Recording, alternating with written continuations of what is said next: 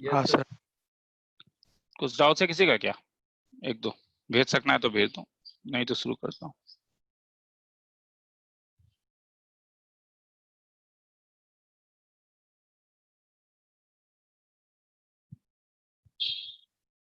Sir कल मैंने एक बोर्ड लेवल का एक दिया था। वो मैंने देखा ही नहीं, रुक जा, मैंने देखा था मगर उस तक मैं एक्चुअली डाउट क्लियर कर रहा था मेरे दिमाग से, देख लेता हूँ क्या था। रुक जा।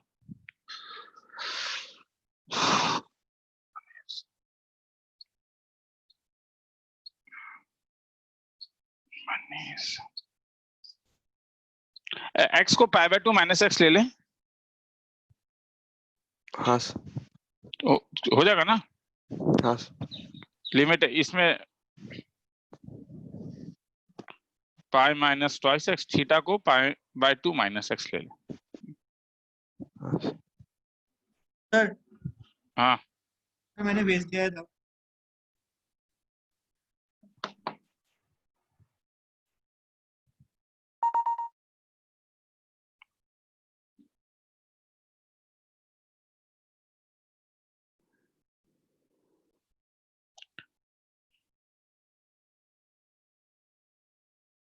इससे डिफरेंशिएबल होना है। हाँ, f of t is equal to mod lambda e to the power mod t minus nu divided by sine twice mod t. तो एक काम तो ये करता हूँ कि मॉड लैम्डा को के ले लेता हूँ, लाइफ थोड़ा आसान हो जाएगा। तब एफ ऑफ टी होगा के into e to the power mod t minus nu sine 2 mod t. तो ये दो केस देगा। टी जब लेस देन 0 होगा तो k e to the power t minus nu 2 और ये माइनस साइन ट्वाइस टी, और टी अगर 0 से बड़ा होगा तो ये k e to the power t minus nu into sine twice t. ठीक है, फंक्शन देखो क्या बोल रहा है, ये डिफरेंशिएबल है। अगर डिफरेंशिएबल है तो ये कॉन्टिन्यूस होना पड़ेगा। कॉन्टिन्यूस होना पड़ेगा तो एफ ऑफ 0 माइनस क्या आ जाएगा, मतलब ये टी के टर्म में F of T, F of x नहीं है, ये एफ ऑफ टी है, सॉरी। तो साइन 0 0 होता है, एफ ऑफ 0 प्लस भी क्या आएगा 0। तो फंक्शन कॉन्टिन्यूस है। डिफरेंशिएशन के लिए एफ डैश टी कर ले, शॉर्टकट मेथड लगा ले। तो minus k e to the power minus t minus sine twice t plus k e to the power minus t minus nu minus 2 cos twice t. अगर t 0 से छोटा k e to the power t sine twice t plus k e to the power t minus nu twice cos twice t. T अगर 0 से बड़ा, तब F dash of 0 minus क्या होगा, ये वाला पोर्शन 0 हो जाएगा। तो ये तुम डायरेक्टली मैं लिख रहा हूँ के माइनस न्यू इंटू माइनस 2, यहां से आएगा। हाँ, केवल ये वाला बचेगा और इसमें केवल ये वाला बचेगा। तो एफ डैश 0 प्लस क्या होगा, k e to the power t minus nu into 2। Question क्या रहा है कि फंक्शन डिफरेंशिएबल है, मतलब ये दोनों सेम होगा। माइनस 2 ऑफ के माइनस न्यू, ये ई टू द पावर 0 हो जाएगा 2 इंटू के माइनस न्यू। तो मतलब न्यू माइनस के इज इक्वल टू के माइनस न्यू। तो इससे तो हमारे पास आ जाएगा न्यू इज इक्वल टू के, मतलब के का वैल्यू क्या था, तो nu is equal to mod lambda. तो मॉड लैम्डा हर समय पॉजिटिव होता है, इसलिए न्यू को हर समय 0 से बड़ा होना पड़ेगा। लैम्डा कुछ भी हो सकता है, तो न्यू को हर समय 0 से बड़ा होना पड़ेगा। तो ऑप्शन नंबर 4 होना चाहिए आंसर इसका। ठीक है, तो ये शॉर्टकट मेथड मैंने लगाया, समझ में? मैंने कुछ नहीं किया, शॉर्टकट मेथड लगाया और शॉर्टकट मेथड लगा के ये, ठीक है। तो ये तुम्हें इस टाइप के सम्स मिलेंगे, काफी जगह। तुम्हें मतलब ऐसे में कुछ नहीं करना है, पहले ब्रेक कर देना है, शॉर्टकट मेथड लगाना है, कॉन्टिन्यूटी के लिए एक बार रिलेशन चेक करना है। ठीक है, मॉड लैम्डा को टीए नहीं लेने से भी चलता रहे, ये बस मैंने छोटा हो जाए इसलिए लिखा है। अगर तुम लोग को, मुझे मेरे पास व्हाइट बोर्ड होता तो मैं मॉड लैम्डा लेके ही दिखाता। मॉड टी होने के कारण तो ये पता चल रहा है कि दो जगह लेना होगा, T less than 0, T greater than 0, और उसके बाद ट्राई करके देखो। ठीक है, तो ये रिकॉर्डिंग में है, एक बार देख सकते हो। ठीक है, तो ये कॉमन टाइप का सम है जिसमें डिफरेंशिएबिलिटी के लिए तुम्हें लेफ्ट हैंड लिमिट और राइट हैंड लिमिट लेना पड़ता है।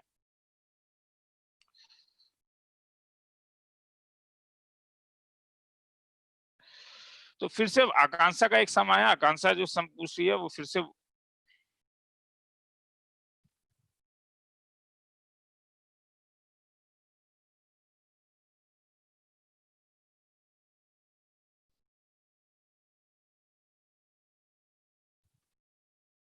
ये भी फिर से वही सम है, शॉर्टकट मेथड है ये भी। अगर तुमसे ये पूछ रहा है कि इसके बारे में कुछ बताओ, ये क्वेश्चन देखो क्या है, f of x equal to e to the power mod x continuous not differentiable। तो e to the power mod x है, तो e to the power mod x को क्या लिख सकता हूँ, e to the power minus x अगर x 0 से छोटा, e to the power x अगर x 0 से बड़ा, तो f of 0 minus भी 1 आया, f of 0 plus भी 1 आया। फंक्शन कॉन्टिन्यूस है ये तो पता ही है, हाँ, क्योंकि e to the power mod x में कोई अगर f of x कॉन्टिन्यूस होता है तो याद रखो mod of f of x और f of mod x में कोई अंतर नहीं है, ये सब कॉन्टिन्यूस हर समय होंगे। तो जब f dash x करोगे तो क्या हो जाएगा, minus e to the power minus x अगर x less than 0, e to the power x अगर x 0 से बड़ा। मगर अब जब तुम f dash 0 माइनस निकालोगे तो इस वाले से क्या निकलेगा, -1, और इससे क्या निकलेगा, +1। तो हेंस फंक्शन क्या निकला, non differentiable at x equal to 0। तो आंसर होगा ऑप्शन नंबर ए। आया समझ में? ठीक है, तो शॉर्टकट मेथड, हाँ कुछ, चलो ठीक है। सर उसको फर्स्ट प्रिंसिपल से नहीं कर सकते क्या?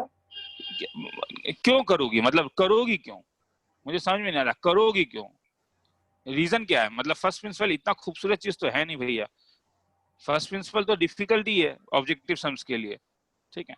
तो मार्क्स में कटेगा? बोर्ड है या एंट्रेंस है? तो बोर्ड। बोर्ड में ऑब्जेक्टिव में मार्क्स कहाँ पे आता है, और अगर सब्जेक्टिव है तब तो फर्स्ट प्रिंसिपल लगाना ही होगा।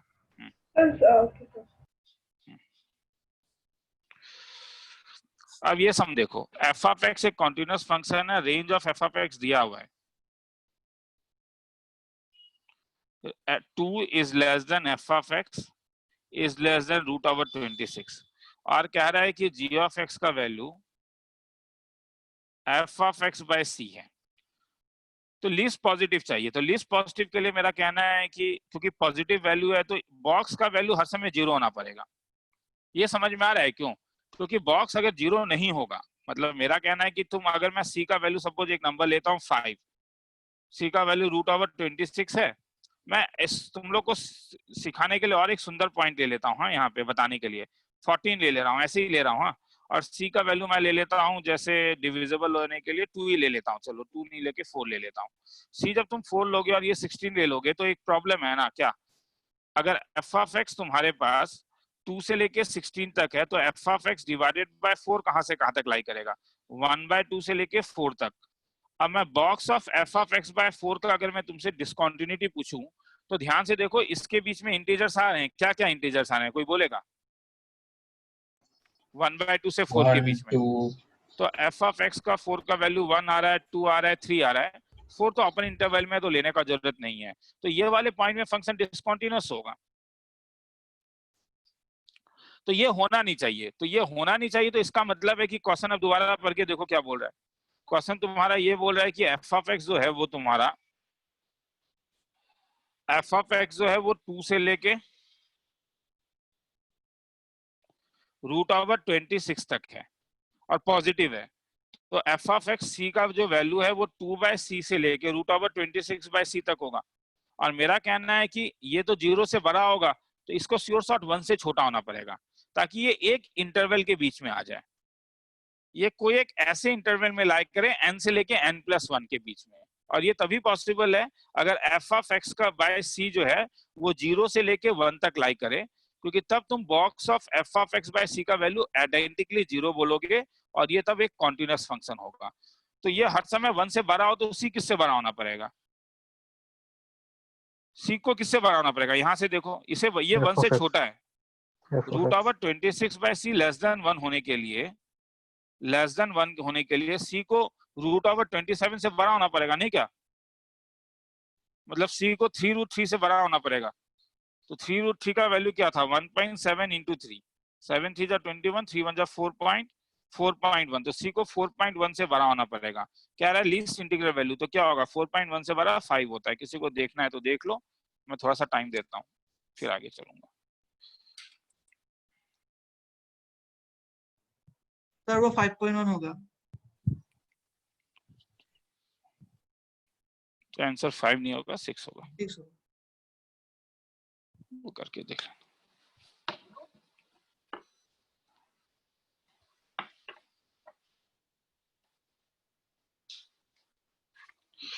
चलो तब मैं शुरू करता हूँ। हाँ सर हाँ पूछते जा। सर यहाँ पे क्या कोई हाँ बोल। सर मैं यहाँ पे पूछ रहा था, एक एक करके कोई बोलो। हाँ बोलो, कोई एक बोलो। हाँ 1 2 3 बोल, स्टार्ट कर। हाँ सर हाँ सर सी का वैल्यू आपने ग्रेटर देन √27 क्यों लिखा? √26 से भी तो हो जाता। हाँ √26 से भी हो जाता। हाँ एक क्योंकि अपर इंटरवल है।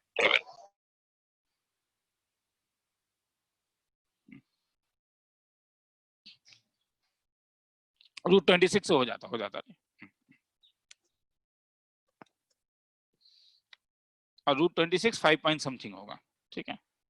तो इसलिए सी ग्रेटर देन 5 पॉइंट समथिंग से 6। हाँ आप बोलो 26 से होगा रे, इक्वल टू नहीं है यहाँ पे। हाँ इसीलिए तो चलो आगे चलता हूँ।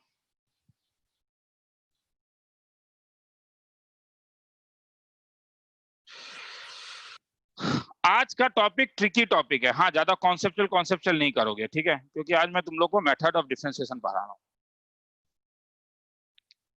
Entrance level.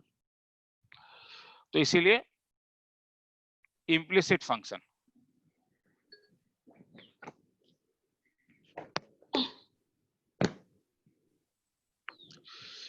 प्रॉब्लम,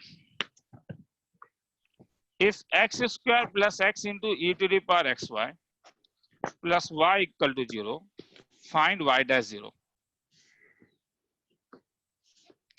पहले इस सम का मतलब समझो। फाइंड y dash 0 का मतलब है कि तुम्हें इसे डिफरेंशिएट करना है और x का वैल्यू 0 डाल के तुम्हें y का वैल्यू और x का वैल्यू निकालना है। y dash 0 का मतलब होता है dy by dx at x equal to 0। तो क्वेश्चन में तुम्हारे पास दिया हुआ है x square plus x e to the power x y plus y equal to 0। मैं डिफरेंशिएट कर देता हूं विथ रेस्पेक्ट टू एक्स, तो मुझे twice x plus e to the power x y plus x e to the power x y x d y by d x plus y plus d y by d x is equal to 0। तो यहां से मुझे d y by d x का value मुझे मिलेगा minus twice x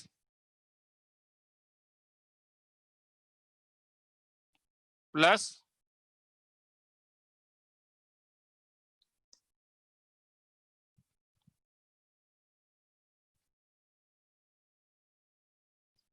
question में x y नहीं था, मैंने लिखा इसलिए थोड़ा अजीब सा लग रहा है ये। माइनस ट्वाइस एक्स कल अलग आया था, e to the power x y minus x y e to the power x y. Oh no sorry,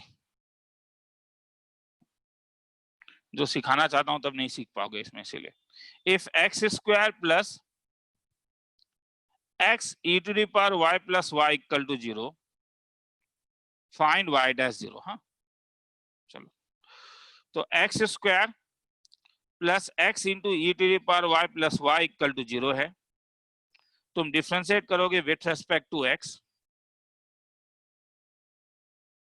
तो तुम्हें मिलेगा twice x x e to the power y d y by d x plus e to the power y plus d y by d x is equal to 0।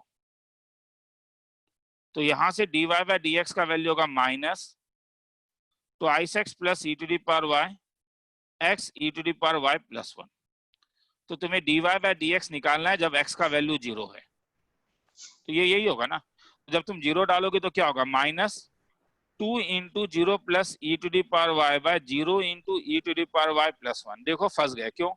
Answer में तो e to power y का value भी चाहिए। तो problem कहाँ पे है? यहाँ पे, इसलिए मैंने ये जगह छोड़ा हुआ है यहाँ पे। प्रॉब्लम कहाँ पे है कि इम्प्लिसिट फंक्शन में ये बात सही है कि तुमसे पूछा है कि dy बाय dx तुम्हें तब निकालना है जब x का वैल्यू 0 है, मगर जब x 0 होगा तो y भी तो कोई एक वैल्यू लेगा ना, वो क्वेश्चन में नहीं दिया हुआ है। तो वो निकालने के लिए वो यहां से निकालो, पुट x इक्वल टू 0। अगर तुम x का वैल्यू 0 डालोगे तो 0 into e to the power y plus y equal to 0, तो क्या मिल गया, y इक्वल टू 0। तो हेंस क्या मिला, जब x 0 है तो y भी 0 है।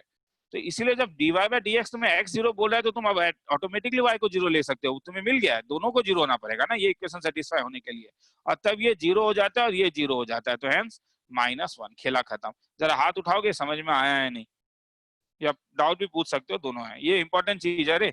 जब भी तुम x का वैल्यू निकालोगे, जब भी तुम x का इम्प्लिसिट फंक्शन में x के साथ y का वैल्यू निकालना जरूरी है, लिखना है तो लिख लो, फिर आगे चलेंगे।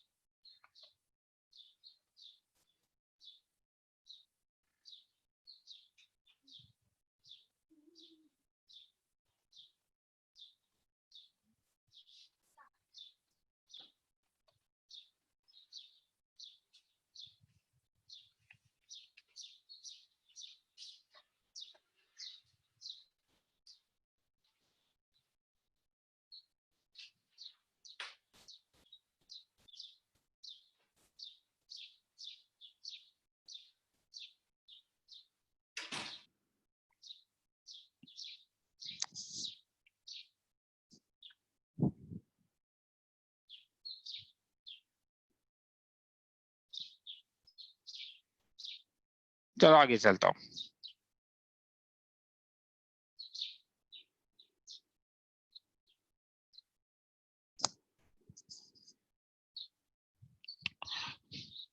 जैसे मैं तुम्हें बोलूं if ln of 3 sin x minus 4 cos x plus 7 plus 5y is equal to y times of sin x, find y dash pi। तो समझ में आया क्या ये इम्प्लिसिट इक्वेशन है, पहले क्या निकालोगे बोलो, ये चीज तो क्लियर है कि तुम जब तुम्हें निकालने के लिए क्या बोल रहा है, dy by dx at x equal to pi. तो प्रॉब्लम कहाँ पे है, तुम y का वैल्यू नहीं जानते हो, तो क्या करोगे इस वाले में, क्या पुट x इक्वल टू पाई। अगर तुम x का वैल्यू पाई डालोगे तो ln ऑफ क्या आ जाएगा, 3 sin pi minus 4 cos pi plus 7 plus 5y is equal to y into sine pi. Sine pi का वैल्यू 0 होता है, तो ln ऑफ साइन पाई 0 होता है, तो माइनस ये 4 हो जाएगा plus 7 plus 5y is equal to 0। तो ये हो जाएगा 11 प्लस 5y इक्वल टू क्या, -1। तो hence y is equal to कितना आया, +1, तो 1 माइनस -2। तो क्या मिला, x का वैल्यू पाई मिला तो y का वैल्यू -2। अब क्या करोगे, कोई माइक्रोफोन खोल के बोलेगा, अब क्या करूंगा,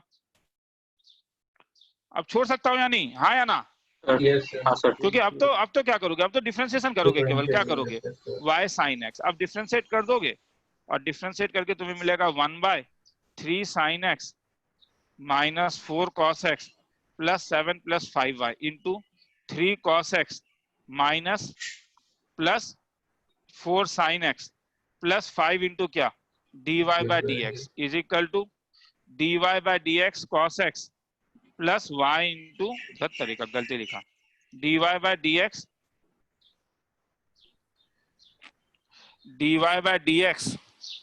cos x sin x plus y into cos x। अब ध्यान से देखो,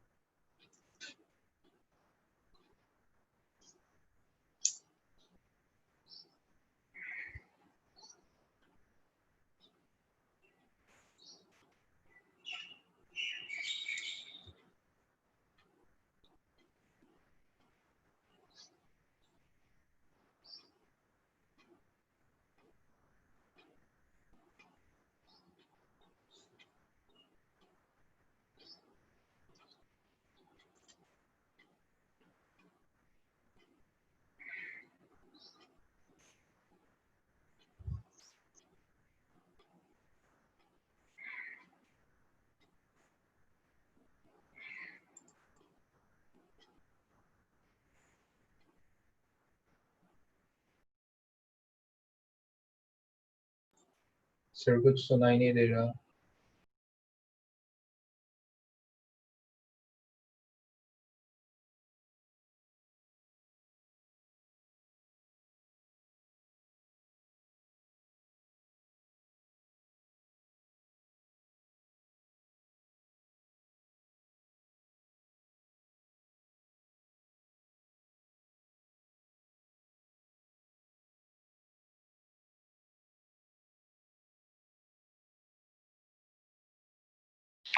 अब सुनाई दे रहा है? हाँ सर। Yes sir. हाँ सर। चलो, सर लेकिन कुछ दिखाई नहीं। ना वो तो आएगा भी। आगे तो समझाने का जरूरत नहीं है, मेरे ख्याल में यहाँ तक तो समझ में आ गया था। Yes sir. यहाँ तक समझ में आ गया था, फिर सेट कर दिया। मैं अब यहाँ सुनो, dy बाय dx निकालने का जरूरत नहीं है। मेरा कहना है कि अननेसेसरी क्यों करूं मैं, x का वैल्यू पाई डाल दूंगा, y का -2, फाइनली जो आंसर निकलेगा वो मेरा आंसर होगा। आया समझ में ना? ठीक है। तो आज ठीक है, चलो माइक्रोफोन खोल के बोलो तो समझ में अगर आया तो। एक दो बंदा आज जरा मुझे बोलोगे? sir. हाँ हाँ सर। Yes sir. ठीक है। Yes, चलो, sir. रीजन क्या है ना कि आज ट्रिकी सम करवाऊंगा। ट्रिकी सम में थोड़ा सा मतलब एक प्रॉब्लम होता है कि तुम लोग गलत तरीके से सोच सकते हो, सर मुझे कैसे पता चलेगा, मेरे पास कुछ उसका लॉजिक नहीं है, मैं असाइनमेंट सीट तुम्हें दूंगा।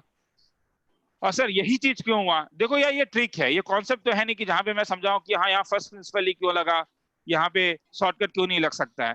तो तरीका होगा आज ट्रिक बेस्ड सम से क्लास तुम्हें अच्छा ही लगेगा देख के। बस जूम अगर आज ज्यादा डिस्टर्ब ना करे तो, लिखना है तो लिख लो थोड़ा सा, मैं टाइम दे रहा हूँ 2 मिनट का।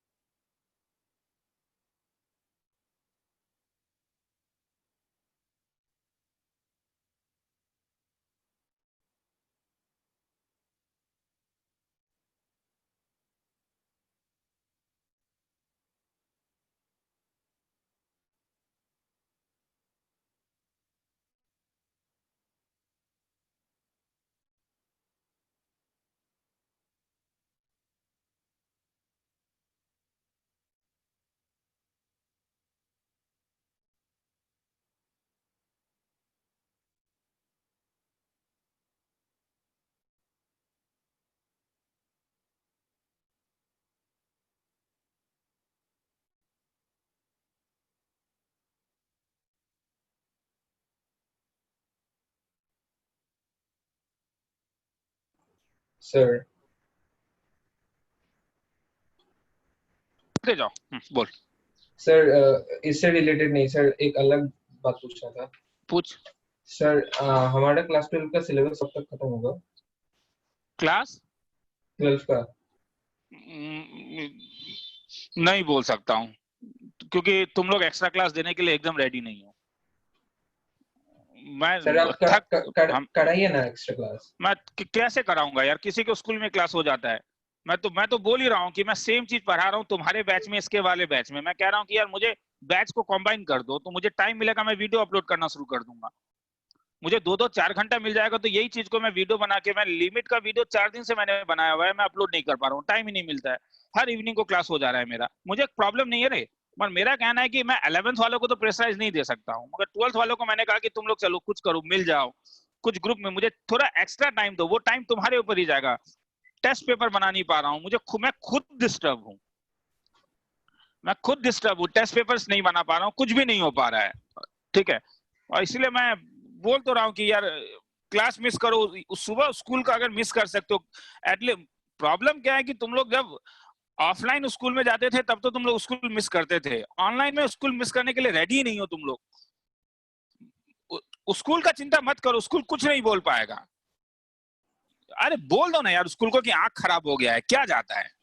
सर मैं on a personal ground ready हूँ एक्स्ट्रा क्लास करने के लिए। तो बाकी लोग भी अगर रेडी हो तो मुझे मैसेज करो कि सर हाँ हम लोग रेडी हैं। तो अगर तुम लोग रेडी हो तो अगर कोर्स थोड़ा जल्दी खत्म करना है तो मैं सुबह को मैं रेडी हूँ 3D पढ़ाने के लिए। जिन लोग आएंगे वो लोग आएंगे। देखो कैलकुलस इवनिंग को करवाता हूँ, कोर्स जल्दी खत्म करने के लिए एक काम कर सकते हैं, कैलकुलस इवनिंग को कराते हैं जो नॉर्मली, ठीक है, इवनिंग को कराता हूँ। मॉर्निंग को मैं शुरू कर देता हूँ 2D 3D 3D और वेक्टर खत्म करवा देता हूँ। टॉपिक्स हाँ तो है सर ना, करेंगे। यस सर, मैंने यस सर। 3D वेक्टर हुआ, प्रोबेबिलिटी हुआ, कॉम्प्लेक्स नंबर हुआ, ये सब खत्म करवा देता हूँ सुबह को तुम लोगों का क्लास लेके।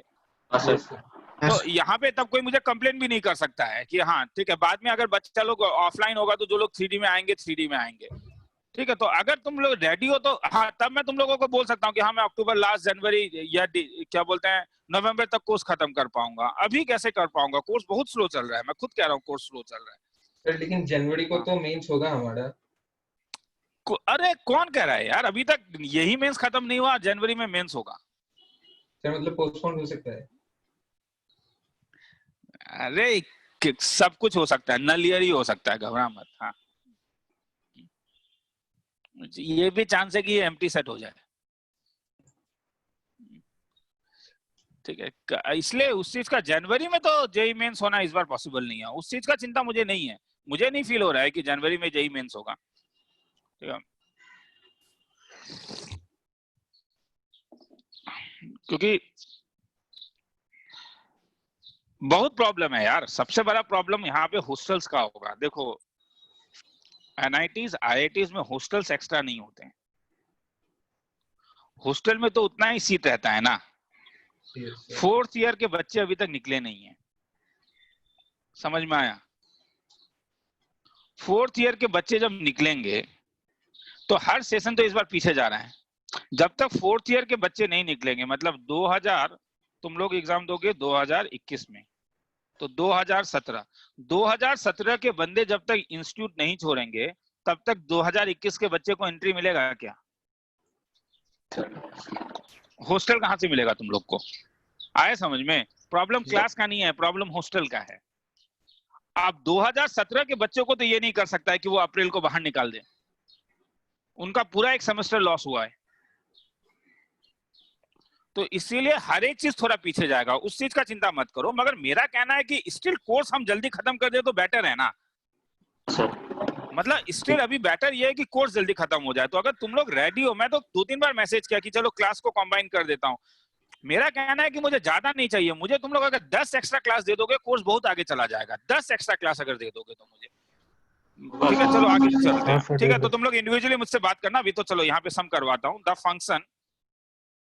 The function x is equal to twice t cube minus t square mod t, y is equal to thrice t cube plus twice t square mod t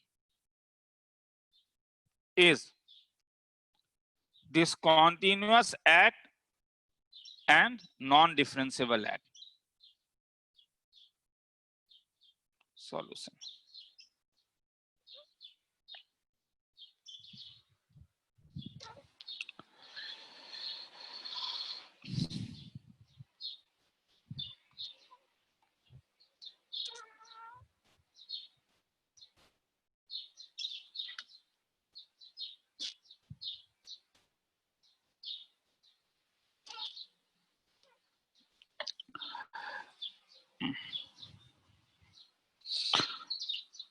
तो x का वैल्यू है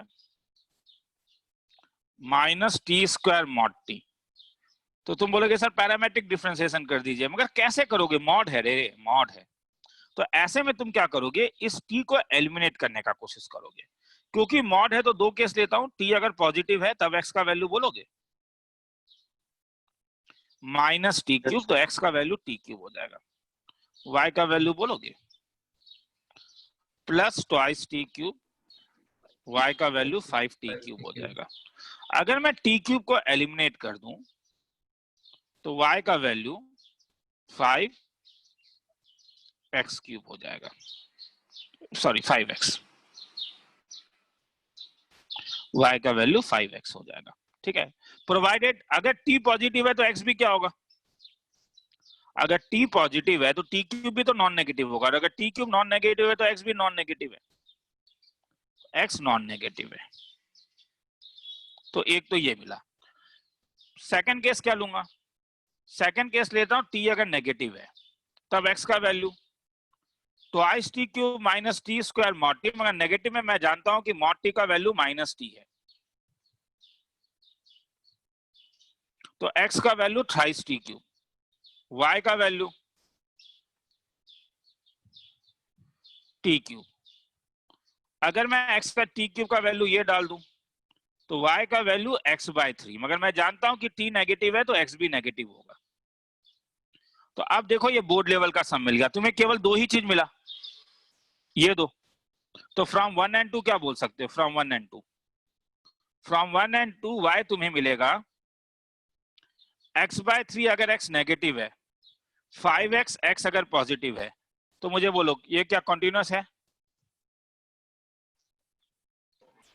हाँ सर।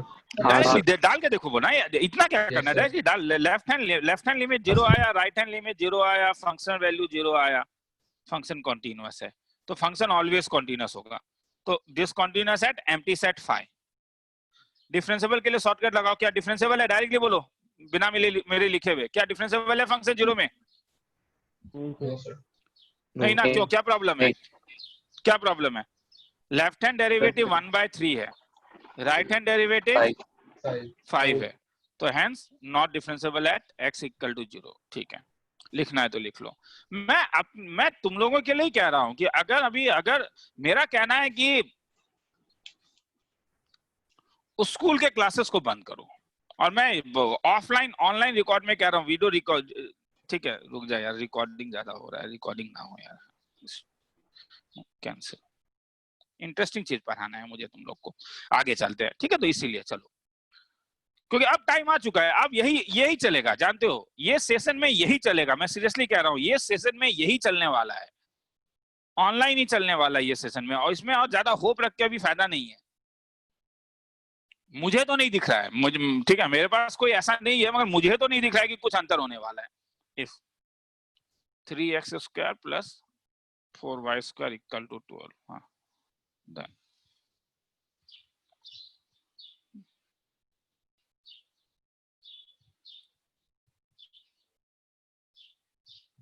चलो ये देखते हैं, option number A, ठीक है, option number A 9/4, option number B -9/4, option number C 4/9, option number D -4/9। Solution, if 3x² plus 4y² equal to 12, then y³ d² y/dx²। क्या होगा? मैं इसे दो तरीके से कराऊंगा। हाँ, पहले एक लंबा ट्रिक से करा रहा हूं। 3x² प्लस 4y² 12 है, तुम्हारे दिमाग में आएगा सर आप डिफरेंशिएट कीजिए, हाँ एकदम सही चीज आएगा।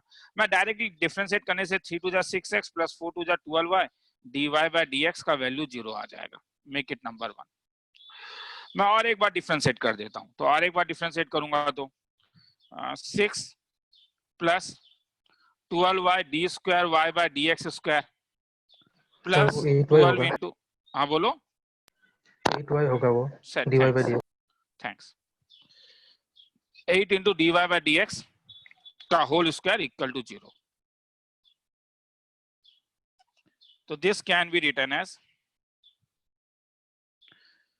3 plus 4y d² y/dx² plus 4 into dy/dx का होल स्क्वायर। तुम ध्यान से देखो आंसर कितना सुंदर है, मतलब सब कुछ कैंसिल होगा। अब वो तुम्हें सोचना होगा कि तुम्हें निकालना क्या है, तुम्हें d² y/dx² निकालना है। तो यहां से देखो किसी एक का वैल्यू आएगा, दिल खुश हो जाएगा अभी तुम लोग का, ट्रिक है रे। हाँ, dy/dx इक्वल टू -3x/4y, और ये वैल्यू इसमें डाल दो, तो ये हो जाएगा 3 plus 4y d² y/dx² plus 4 3 × 9x² 16y² equal to 0। अगर क्रॉस मल्टीप्लाई करूं तो 3 4 4 3 12y² plus 4 4 16 y³ d² y/dx² plus 9x² is equal to 0।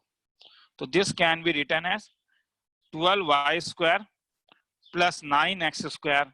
तुम बोलोगे सर क्या फायदा हुआ? फायदा क्या हुआ देखना है।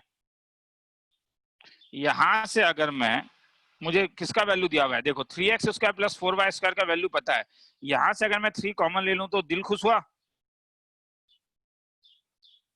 मैंने सम लिखने का टाइम नहीं दिया था ना तुम लोग को, सॉरी। हाँ, तुम लोग ने सम नहीं लिखा होगा, मैं नीचे कर देता हूँ। दिल खुश हुआ, हाँ या ना? हाँ सर। हाँ सर। क्योंकि इसका वैल्यू क्या होगा, 3 इंटू 12 प्लस कितना 16y क्यूब इंटू कितना, तो तुम बोलोगे सर ये तो क्या है, ये आपने क्या किया, आपने क्या सिखाया? मैंने कुछ सिखाया ही नहीं, मैंने कुछ सिखाया ही नहीं, मैं बस तुम्हें ये दिखाना चाह रहा था कि हाँ ध्यान से देखो, ट्रिक लगता है, आज यही सिखाना चाहूंगा, आज और कुछ नहीं सिखाऊंगा, लिखना है तो लिख लो।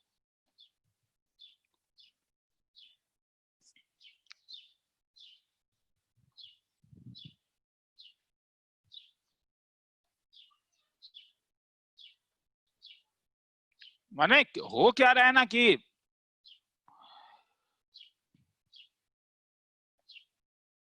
देखो स्कूल अपने तरीके में एकदम सही प्रेसाइज कर रहा है कि क्लास करना चाहिए, क्योंकि मैं तुम लोग को कहता हूं कि हो सकता है इसी बैच में हो, और बहुत जगह है कि बहुत स्टूडेंट ऑथेंटिकली एंट्रेंस का मेहनत नहीं करते हैं, वो ना तो स्कूल का क्लास करेंगे ना तो कहीं पे कोचिंग का क्लास करेंगे, बाद में तो उनका हालत बहुत बुरा हो जाएगा। तो स्कूल अपने जगह में एकदम सही है रे, क्योंकि वो कैसे जनरलाइज कर सकता है कि तुम घर में पढ़ रहे हो नहीं। मतलब देखो इस मेरा जो मैंने जो तुम्हें एडवाइस दिया उसका फर्स्ट एजम्पशन ये है, मतलब मैथमेटिकल इंडक्शन का जो फर्स्ट एजम्पशन है वो फर्स्ट एजम्पशन ये है कि तुम ऑथेंटिकली और ऑनेस्टली घर में पढ़ाई कर रहे हो। अगर नहीं कर रहे हो तब तो ये सुसाइडल है, तुम स्कूल का भी क्लास अटेंड नहीं करोगे, तुम यहाँ के भी सम्स को सॉल्व नहीं करोगे, तब तो ये सुसाइडल है, 100% सुसाइडल है ये, ठीक है।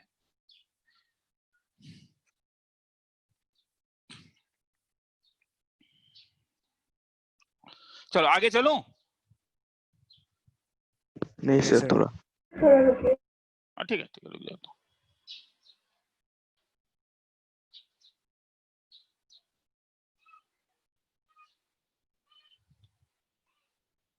मतलब देखो बात क्या है ना कि मैं उस धारणा का बंदा हूं जो मैं ये मानता हूं कि स्टूडेंट को सब कुछ नहीं पढ़ना चाहिए, मेरा ये पहले से है, ठीक है। ये मेरा सब टीचर सब पेरेंट्स का एक अलग अलग फिलॉसफी होता है, या सब ह्यूमन बीइंग का, ठीक है। मेरा ये है कि मुझे ऐसा लगता है कि क्लास 7-8 तक स्टूडेंट ये चीज जान जाता है कि उसे क्या करना है। उसके बाद ये जो अननेसेसरी जो सोशल हिंदी फलाना फुलाना वो मीनिंगलेस चीजें हैं, ठीक है। मतलब वो एक्स्ट्रा करिकुलर में रख दिया जाए, that is no credit work में रख दिया जाए। जैसे तुम अगर आईआईटीज में जाओगे एनआईटीज में जाओगे तो तुम देखोगे कि वहां पे ऐसा नहीं है कि हिस्ट्री नहीं पढ़ाया जाता है, ठीक है। अभी का नहीं, मैं अपने टाइम का बात कर रहा हूँ कि हम लोगों ने भी, ठीक है, एचएसएस नाम का डिपार्टमेंट होता है, हम लोगों ने भी क्लास किया था, ठीक है, मगर वो नो क्रेडिट क्लास होता है। तो बच्चा थोड़ा सा पढ़ लेगा तो हो गया, जानना है उतना ही है। कौन सा मुझे मैं बोलता हूँ कि मेरे एज में, मैं अभी जिस एज में हूँ इस एज ग्रुप में मैं अपने फ्लैट में सबको खड़ा करके अगर अभी पूछूं सोशल स्टडीज का तुम कितना जानते हो, तो वो बेकार है कि हिस्ट्री जानना चाहिए उससे देश का प्रेम बढ़ता है, वो मैं नहीं मानता हूँ, ठीक है। जो चीज तुम करते हो उसे अच्छे से करो तब देश का प्रेम ज्यादा बढ़ता है, मैं मानता हूँ, ठीक है। और हिस्ट्री, ठीक है, देश का ही नहीं, फिर विदेश के हिस्ट्री का क्या जरूरत पड़ता है, ठीक है। कौन सा World War I का हिस्ट्री पढ़ के World War II नहीं हुआ, ठीक है। और World War II का हिस्ट्री पढ़ने के बाद भी अभी कौन सा अमेरिका और चाइना के बीच में कुछ नहीं हो रहा है, ठीक है। तो हिस्ट्री तो कुछ ऐसा, हिस्ट्री बस यही बताता है कि आदमी गलती करता है, ये नहीं बताता है कि आदमी गलती करना छोड़ देता है। आगे चलते हैं। तो प्रॉब्लम मतलब 2 कोर्स होना चाहिए, एक होना चाहिए स्पेशलाइज्ड, एक होना चाहिए जनरल। एक स्टूडेंट जो क्लास 7th में 8th 9th या क्लास 12 तक उसने डिसीजन नहीं लिया कि उसे क्या करना है, हाँ तब वो सब कुछ पढ़ेगा। स्पेशलाइज्ड क्लास 7th 8th में आके उस बंदे ने डिसीजन ले लिया कि मुझे ये पढ़ना है या मुझे ये काम करना है, तब अननेसेसरी उसे एक्स्ट्रा प्रेशर देके फायदा नहीं है। अच्छा, अब मैं इसका एक एक्स्ट्रा ट्रिक बता रहा हूँ, इसे पैरामेट्रिक फॉर्म से, ठीक है, पैरामेट्रिक फॉर्म से भी ऐसे सम्स को सॉल्व किया जाता है। जब तुम 3x² + 4y² को 12 लिखते हो तो यहां से तुम्हारे पास आता है x² / 4 + y² / 3 = 1। तो x का वैल्यू तुम्हारे पास हो जाएगा 2 cos थीटा, अरे इलिप्स वाला जो था, y का वैल्यू हो जाएगा √3 sin थीटा। तो मुझे निकालना क्या है, मुझे निकालना था तुम्हें y³ इंटू क्या निकालना था, d² y/dx²।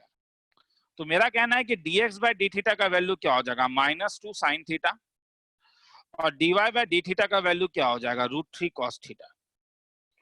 तो दिस इंप्लाइज dy/dx का वैल्यू क्या हो जाएगा, dy/d divided by dx by d theta, तो is equal to minus √3/2 cot theta.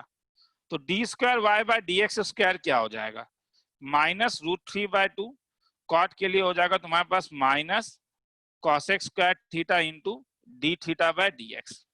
तो ये तुम्हारे पास हो जाएगा √3/2 cosec square theta multiplied by d theta by dx का वैल्यू तुम यहां से डाल दो, तो ये तुम हो जाएगा माइनस 1/2 साइन थीटा, तो ये हो जाएगा माइनस √3/4 cosec क्यूब थीटा।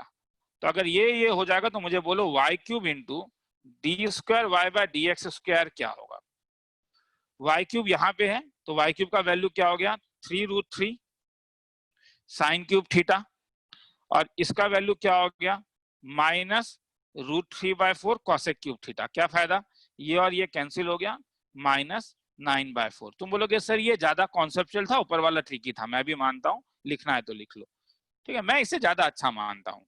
मतलब तुम्हें पैरामेट्रिक फॉर्म याद रखना होगा रे, कि हाँ हम यहाँ पैरामेट्रिक फॉर्म लगा सकते हैं, और ऐसा ये कोई नया चीज नहीं है, तुम लोग को याद होगा कि ये मैंने बोर्ड लेवल में भी करवाया था, जब ये सब हम लोग ने किया था, तो एक ऐसा बोर्ड लेवल का लास्ट सम।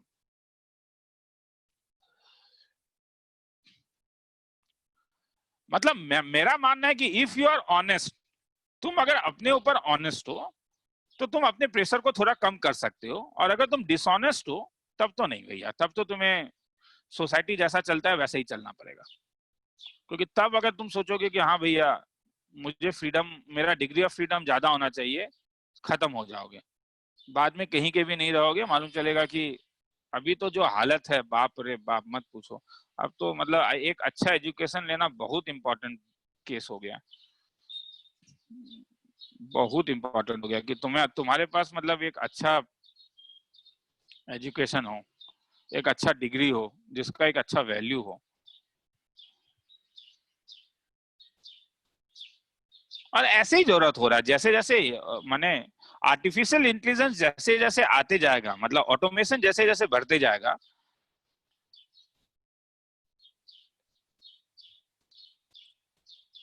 पेमेंट डिफरेंस बहुत ज्यादा आएगा। तुम देखोगे आज से 10 साल बाद, 12 साल के बाद एक ही कंपनी में बहुत ज्यादा पेमेंट डिफरेंस होने वाला है, ठीक है। कंप्यूटर तो अब कहीं कहीं मैंने कभी कभी पढ़ा है कि ऐसा आ रहा है कि वो खुद ही एक कंप्यूटर लैंग्वेज भी बना पा रहा है, मतलब आर्टिफिशियल इंटेलिजेंस इस टाइप से बढ़ रहा है, ठीक है, कि प्रोग्रामर का भी उतना जरूरत हो सकता है नहीं हो जाए, ठीक है। वो खुद they will ask you the data and they will do something, ठीक है, टाइम लगेगा मगर अगर होता है तो। चलो आगे चलते हैं, आगे चलूं। सर 11 और 12 लाइन एक बार बता दीजिए ना। नहीं वो तो डिफरेंशिएशन का तरीका था ना, जब तो तुम जब dy बाय dx को डिफरेंशिएट करोगे तो कि ये किसके रेस्पेक्ट में, ये थीटा है तो इसलिए dy तुमने किसके रेस्पेक्ट में डिफरेंशिएट किया, x के रेस्पेक्ट में डिफरेंशिएट किया, इसलिए थीटा के कारण क्या आ जाएगा बोलो, आया समझ में? Yes sir. ठीक है,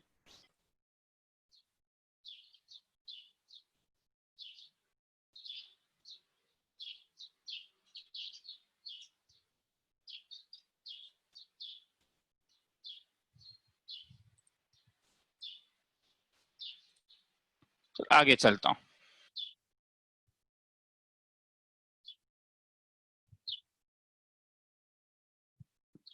अब कभी कभी तुम लोग ये सब चीज यूज कर सकते हो रे डायरेक्टली, हाँ, जैसे मैंने कुछ कुछ चीजें हम जानते हैं, जैसे बॉक्स एक्स का वैल्यू क्या था 0 अगर x इंटीजर नहीं है, और ये एग्जिस्ट नहीं करता था अगर x इंटीजर है, ये था। या अगर मैं dy by dx of fractional x पूछूं तो ये 1 था अगर x इंटीजर नहीं था, और डज नॉट एग्जिस्ट अगर x इंटीजर था।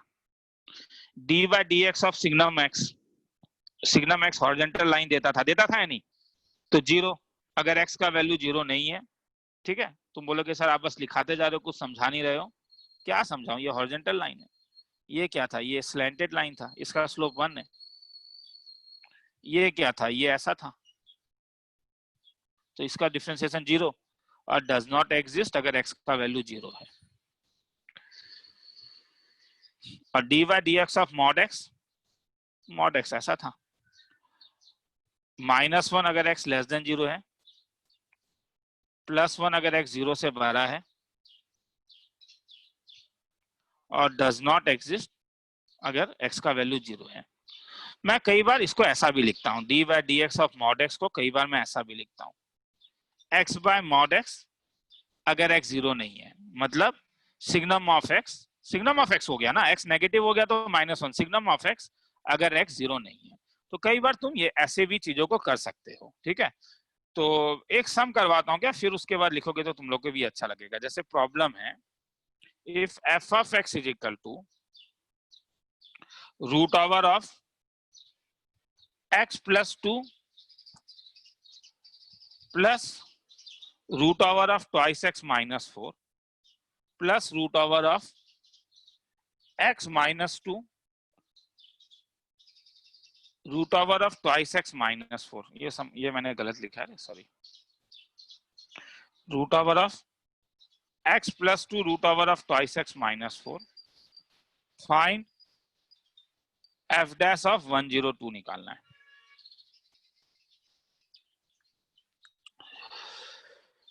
तो शुरू करता हूं, ठीक है। एक तो ये तरीका है कि तुम डायरेक्ट डिफरेंशिएट करके भी डालोगे तब भी आंसर आएगा। मैं फिर से कह रहा हूं, हाँ, एग्जामिनेशन में तुम डायरेक्ट डिफरेंशिएट कर दो, हाँ आंसर आएगा रे। डायरेक्ट डिफरेंशिएट कर दो चेन रूल से और वो तुम्हें आसानी लगेगा रे, और उसके बाद f डैश 102 निकाल लो। मगर मैं एक अल्टरनेट मेथड देना चाहता हूं ताकि तुम लोग चीजों को सीखो। ऐसे सम को सॉल्व करने का और एक तरीका था,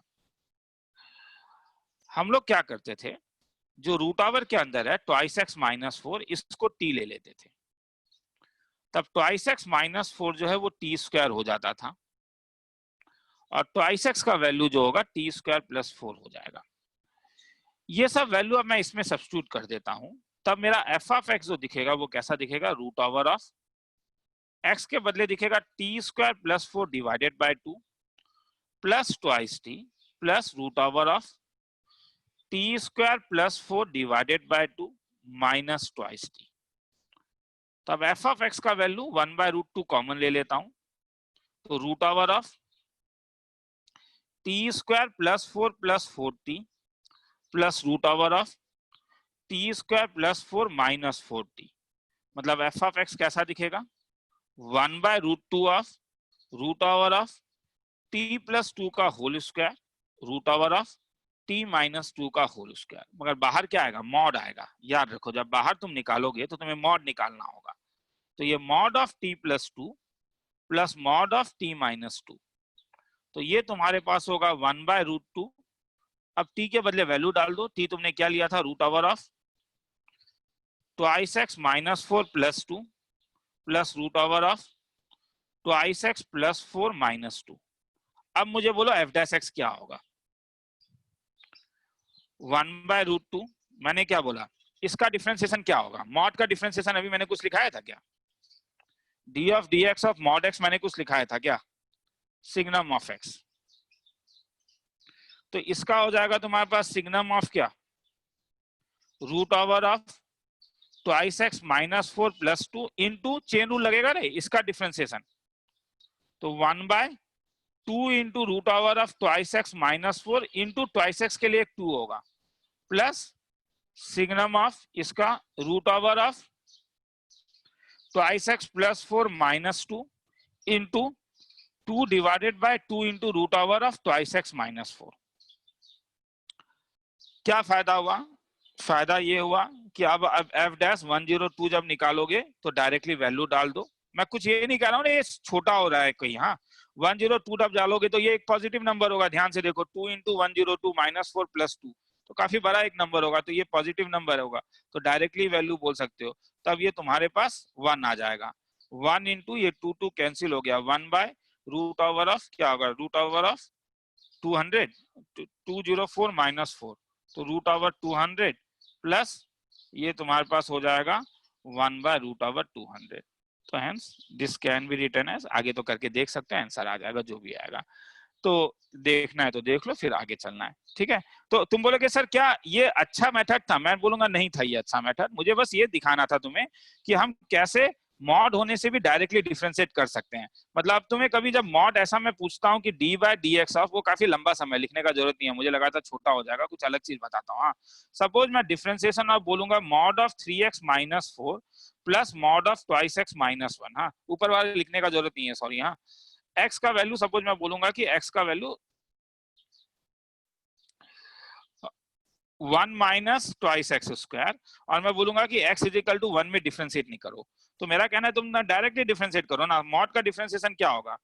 3x माइनस सिग्नम ऑफ क्या बोलोगे जरा, क्या signum of 3x minus 4 multiplied by 3 plus ये क्या हो जाएगा सिग्नम ऑफ क्या 1 minus 2x square multiplied bye minus 4x। और अब पुट अप कर लो क्या, x का वैल्यू 1, तो इसका वैल्यू क्या हो जाएगा signum of 3 minus 4 minus 1 into 3 plus signum of minus 1 into minus 4 into 1। तो हेंस वैल्यू ये माइनस 1 हो जाएगा, तो minus 3 minus plus 4 is equal to 1। खेला खत्म। ऊपर वाला लिखने का जरूरत नहीं है। हाँ, मुझे लगा था थोड़ा छोटा सम होगा, काफी लंबा सम हो गया। डायरेक्ट डिफरेंशिएशन अच्छा है। ये वाला साइड में लिख लो, अगर x 0 नहीं है और सिग्नम x, अगर x 0 नहीं है। तो ऊपर कुछ और एक चीज मैंने लिखवाया था, ये वाला, ये लिखना है तो लिख लो। सॉरी, हाँ ये लिखना है तो लिख लो, इसके लिए टाइम दे देता हूँ। वो ये सम लिखने का जरूरत नहीं है, ये लंबा हो गया। डायरेक्ट डिफरेंशिएशन ही अच्छा है। मैंने एक्चुअली कल नीचे वाला ही सम कराया था, जो सम अभी कराया था। मुझे लगा कि थोड़ा सा अच्छा एक सम करवा देता हूँ, मगर अच्छा से तो वो बुरा ही हो गया। चलो लिखो इसको, 2 मिनट में मैं आ रहा हूँ।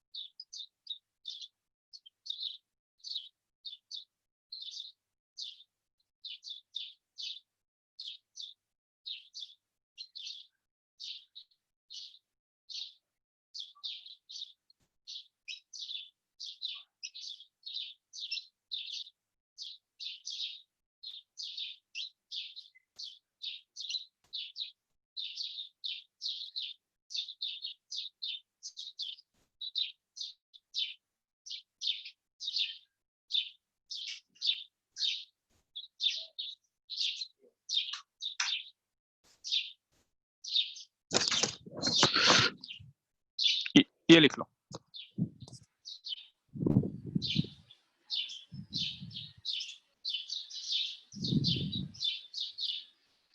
आगे चलूं? लिख लो सॉरी।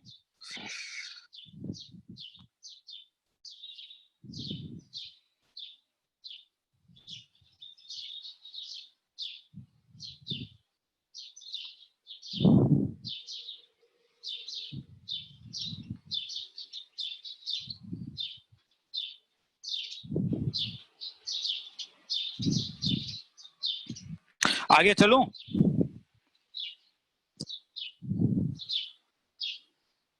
चलो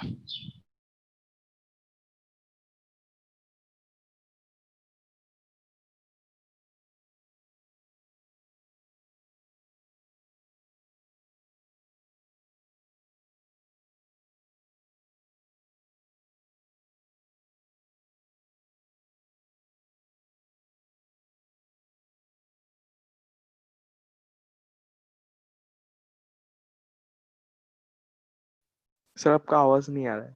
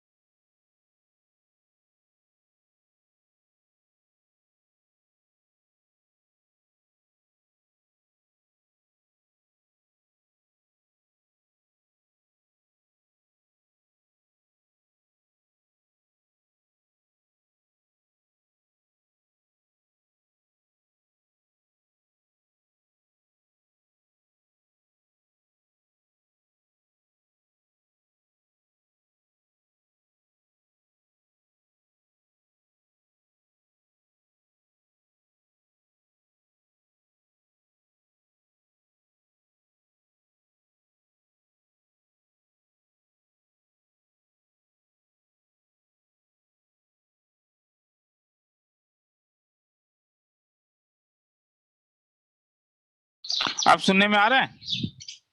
हाँ सर। आज जूम थोड़ा प्रॉब्लम कर रहा है। अच्छा,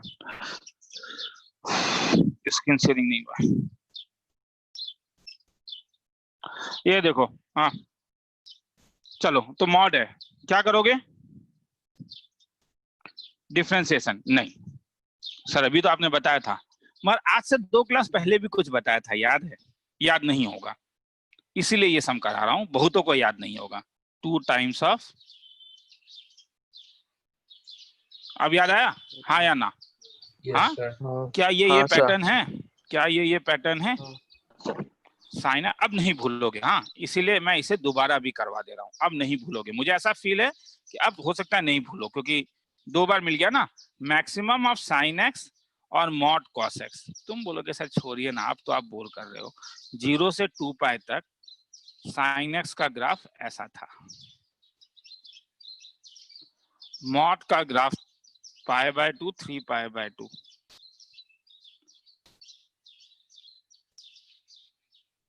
ये था, ये y equal to mod cos x का ग्राफ था, ये y equal to sin x का ग्राफ था।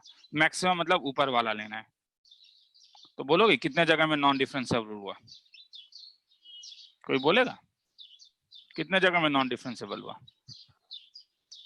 3 1 2 3।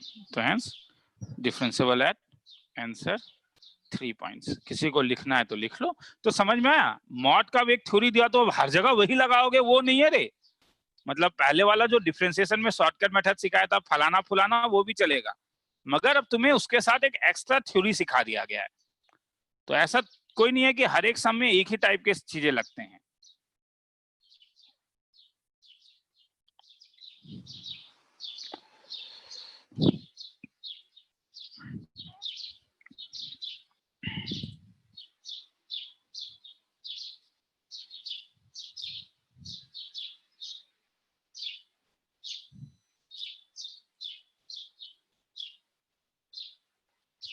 आगे चलूं?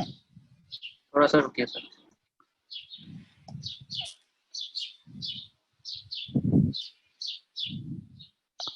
खूब मेहनत करो, खूब मेहनत करो, पॉजिटिव रहो और खूब मेहनत करो। देखो एग्जाम कब होने वाला ये नहीं, मगर ये बात तो श्योर शॉर्ट है कि कभी ना कभी तो एग्जाम होगा। अगर जनवरी में नहीं हुआ, जो मुझे थोड़ा शक है कि जनवरी में एग्जामिनेशन होगा, ये मेरा कहना है, ठीक है?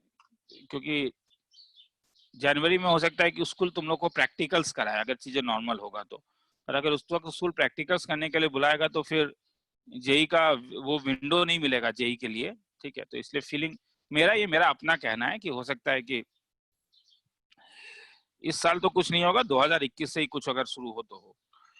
तो अब आगे चलते हैं। हाँ, तो प्रॉब्लम ऐसे तो चीज ग्राफिकल भी था, ऐसा तो है ना कि मॉड में हर समय वही चीज करोगे। जैसे अगर मैं एफ ऑफ एक्स को तुम्हें दे दूं मॉड ऑफ x - 5, यहाँ भी मॉड है, -5 यहाँ पे भी मॉड है। मैं तुमसे पूछूं पॉइंट ऑफ नॉन डिफरेंशिएबिलिटी निकालो। इसे 5 नहीं देके कुछ और देता हूं तो ज्यादा अच्छा लगेगा तुम्हें, -3 दे देता हूं। चलो, तो क्या करोगे? तो ऐसे में तो curve sketching, y equal to mod x, सबसे पहले ये वाला कर्व बनेगा, फिर y is equal to mod x - 5 वाला कर्व बनेगा। ये क्या होगा? 5 यूनिट नीचे आ जाएगा।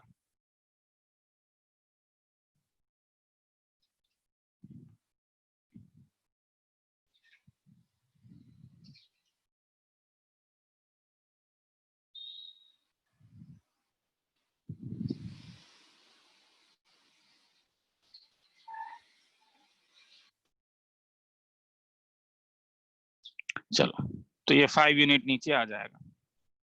नहीं, पहले वाला ही ठीक था, इसमें ज्यादा कंफ्यूजन नहीं होगा।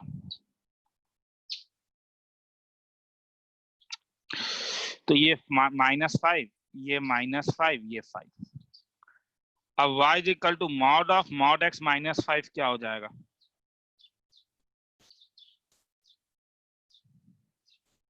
ये ऊपर वाला -5, ये ऐसा, और ये इस टाइप से और ये इस टाइप से, ये 5 हो जाएगा। फिर क्या होगा, कोई बोल क्या होगा? 3 यूनिट्स नीचे आएगा। नीचे आ जाएगा। 3 यूनिट नीचे आएगा, तो जो 5 होगा वो क्या बन जाएगा? ये 5 ये 5 ये 5 ये 5 2 ये बन 5 जाएगा। 2 बन जाएगा।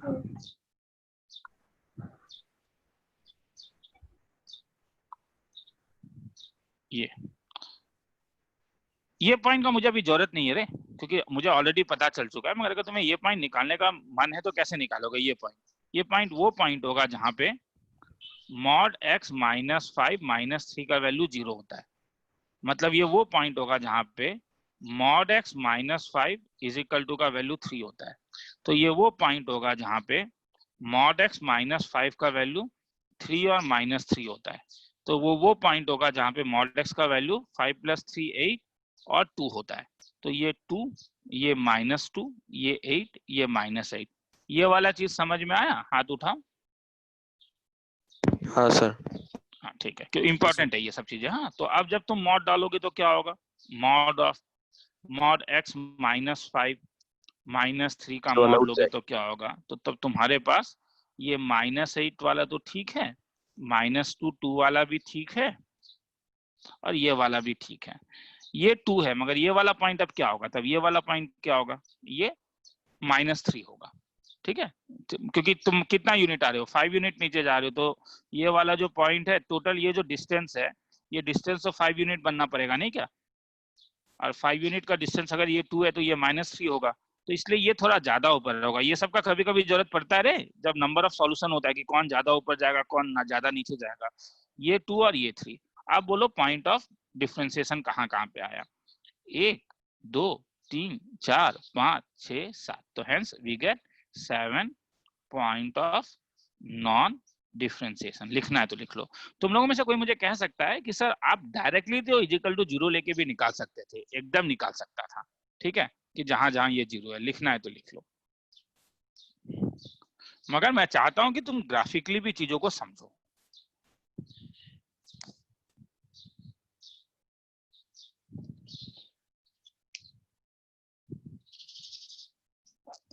लिखना है तो लिखो, मैं आ रहा हूं 2 मिनट।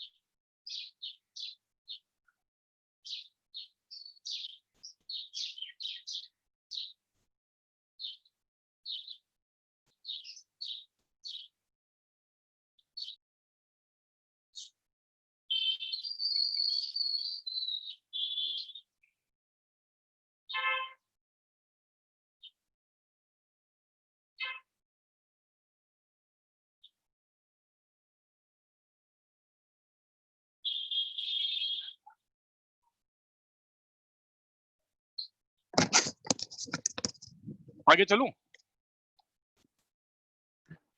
तो सर ये सम आपने अभी कराया क्यों? क्योंकि ये सम तो आपने करवा दिया है, एकदम सही बात है। ये सम कराने का मेरा रीजन थोड़ा अलग था। Discuss point of non differentiability depending upon a. शुरू कर रहा हूं। हाँ,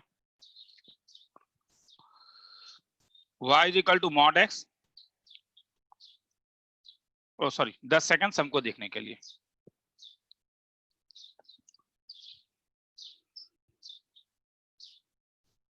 मल्टीपल चॉइस में रहेगा y is equal to mod x minus two two y is equal to mod x minus two का मॉड। यहां तक तो तुमने अभी भी देखा था, तो इसलिए मुझे इसमें ज्यादा चिंता नहीं है। चलो अब y is equal to mod x minus two plus a, क्या होगा ये? कोई बोलेगा? ऊपर जाएगा सर। ए यूनिट हाँ? ऊपर जाएगा, ए यूनिट ऊपर जाएगा। सर ए के वैल्यू के ऊपर डिपेंड करके ऊपर या नीचे होगा। डिपेंड्स अपॉन ए। आया समझ में? क्यों? ए अगर पॉजिटिव होगा तब ऊपर जाएगा। देखो क्वेश्चन ही वही कह रहा है, समझ में आया? हाँ सर। तो अगर ए पॉजिटिव है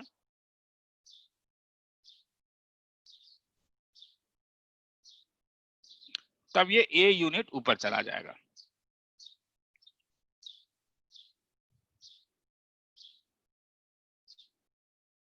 मतलब ये तब 2 प्लस ए हो जाएगा और ये वाला पॉइंट ए हो जाएगा। और अगर ये, क्योंकि सब अगर ऊपर ही है, तो अगर और एक मॉड लगाओगे तब तो ये मीनिंगलेस हो जाएगा। ये तो सेम ही ग्राफ देगा या नहीं? हाँ सर। ग्राफ सेम होगा क्योंकि एक्स एक्सिस के नीचे है ही नहीं। तो कितना पॉइंट ऑफ नॉन डिफरेंशियबिलिटी आया? 1 2 3। तो अगर a ग्रेटर देन 0 है तो 3 पॉइंट ऑफ नॉन डिफरेंशियबिलिटी। अगर a 0 है तब तो सेम यही ग्राफ होगा, तब भी तुम्हें 3 पॉइंट ऑफ नॉन डिफरेंशियबिलिटी मिलेगा। a अगर 0 है तब तो f ऑफ x का वैल्यू क्या हो गया? तब तो यही हो गया ना, मॉड ऑफ x माइनस 2 और एक मॉड। तो ये तो मीनिंगलेस है, 2 मॉड इसके अंदर। मैं इंटरेस्टेड इस वाले में नहीं हूँ। ऐसा नहीं है कि एकदम इंटरेस्टेड नहीं था इस वाले में, मगर मैं a लेस देन 0 में ज्यादा इंटरेस्टेड हूँ। तो a लेस देन 0 में हम लोगों ने अभी ग्राफ देखा था, मुझे अच्छा लगा था कि तुम लोगों ने मुझे कुछ बोला रे। होता क्या है ना कि तुम कई बार हम लोग चीजों को ईगो में ले लेते हैं कि अरे हमारा आंसर गलत आ गया, अब नेक्स्ट टाइम हम सर को नहीं बोलेंगे। गलत बात है। पूछा तुमसे इसलिए नहीं जाता है कि तुम पूछा, इसलिए तुमसे जाता है ताकि ये जब तुम दोबारा घर में जब करोगे तो ये वाला तुम्हारा गलती ना हो। ये इसका ग्राफ था। तो y is equal to mod of x minus 2 plus a. अगर ये नेगेटिव है तो उसका ग्राफ ऐसा होगा।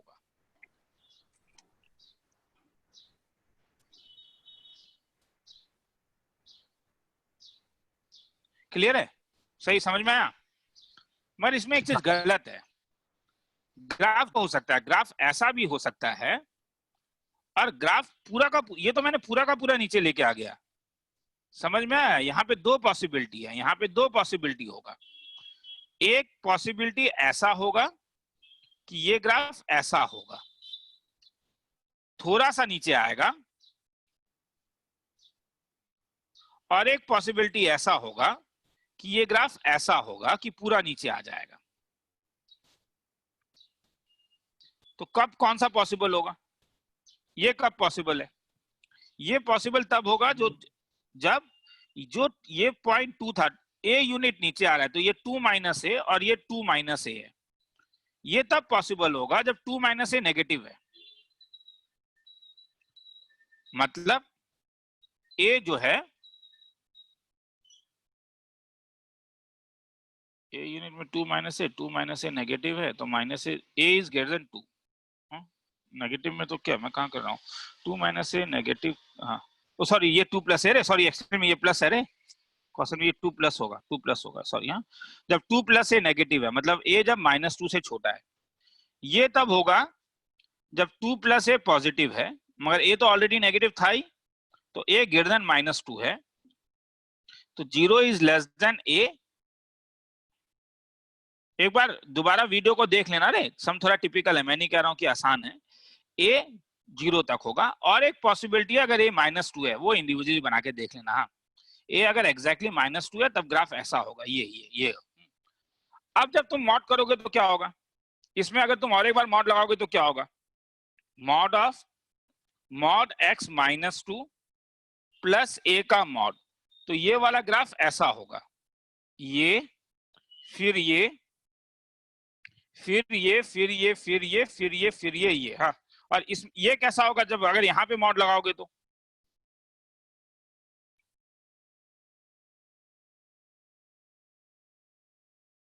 ये वाला, ये फिर ये फिर ये फिर ये फिर ये फिर ये। समझ में आ रहा है ना थोड़ा सा, ये वाला जो पोर्शन है, ये पोर्शन इमेज ले रहा है, और यहाँ पे केवल ये पोर्शन इमेज ले रहा है रे, ठीक है।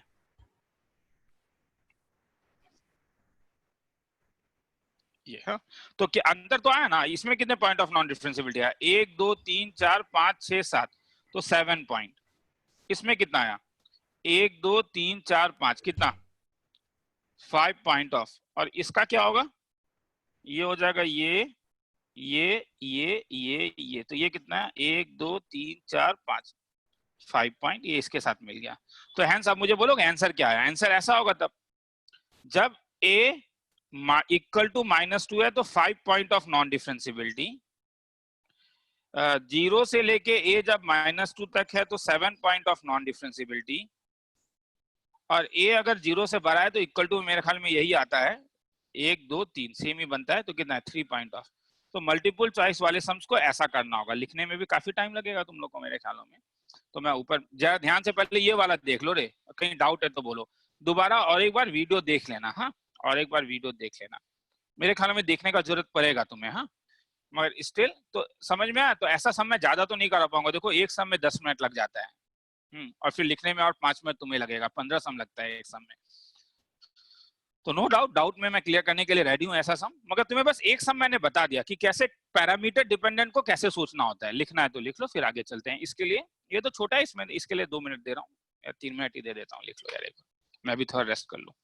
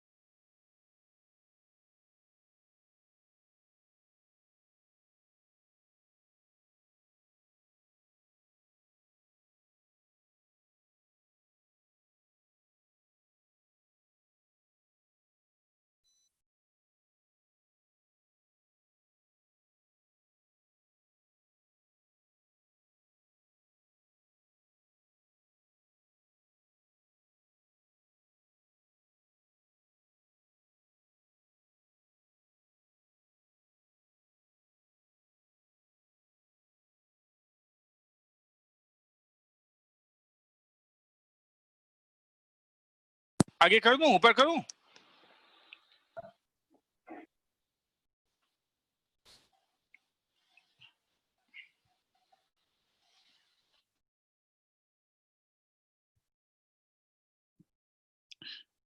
इसमें दे रहा हूं 2 मिनट फिर से।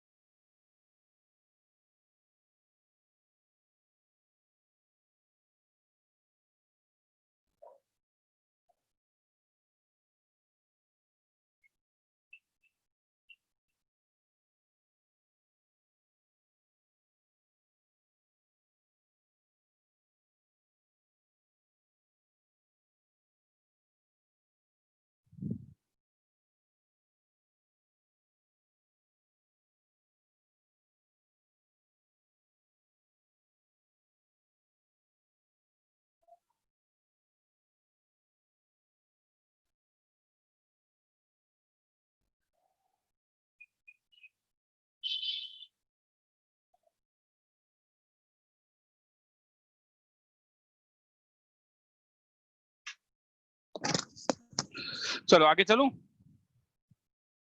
Yes sir. सर थोड़ा रुकिए।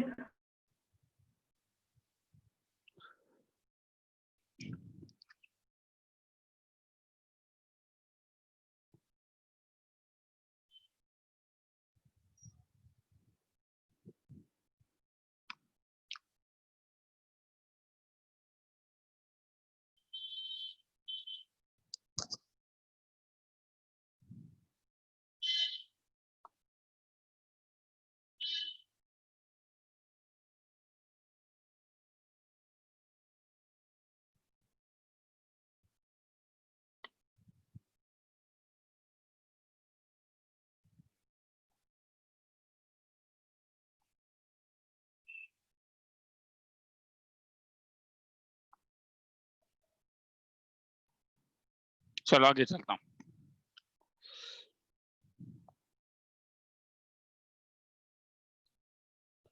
y is equal to f of x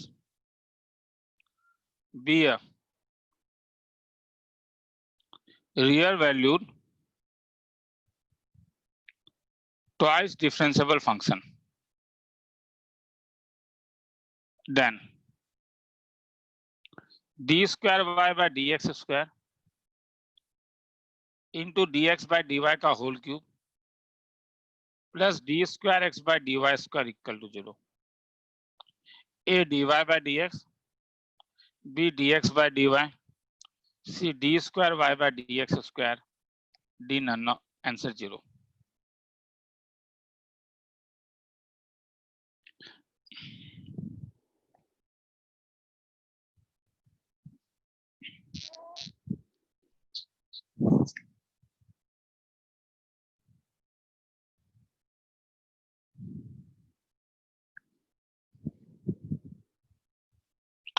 चलो शुरू करूं।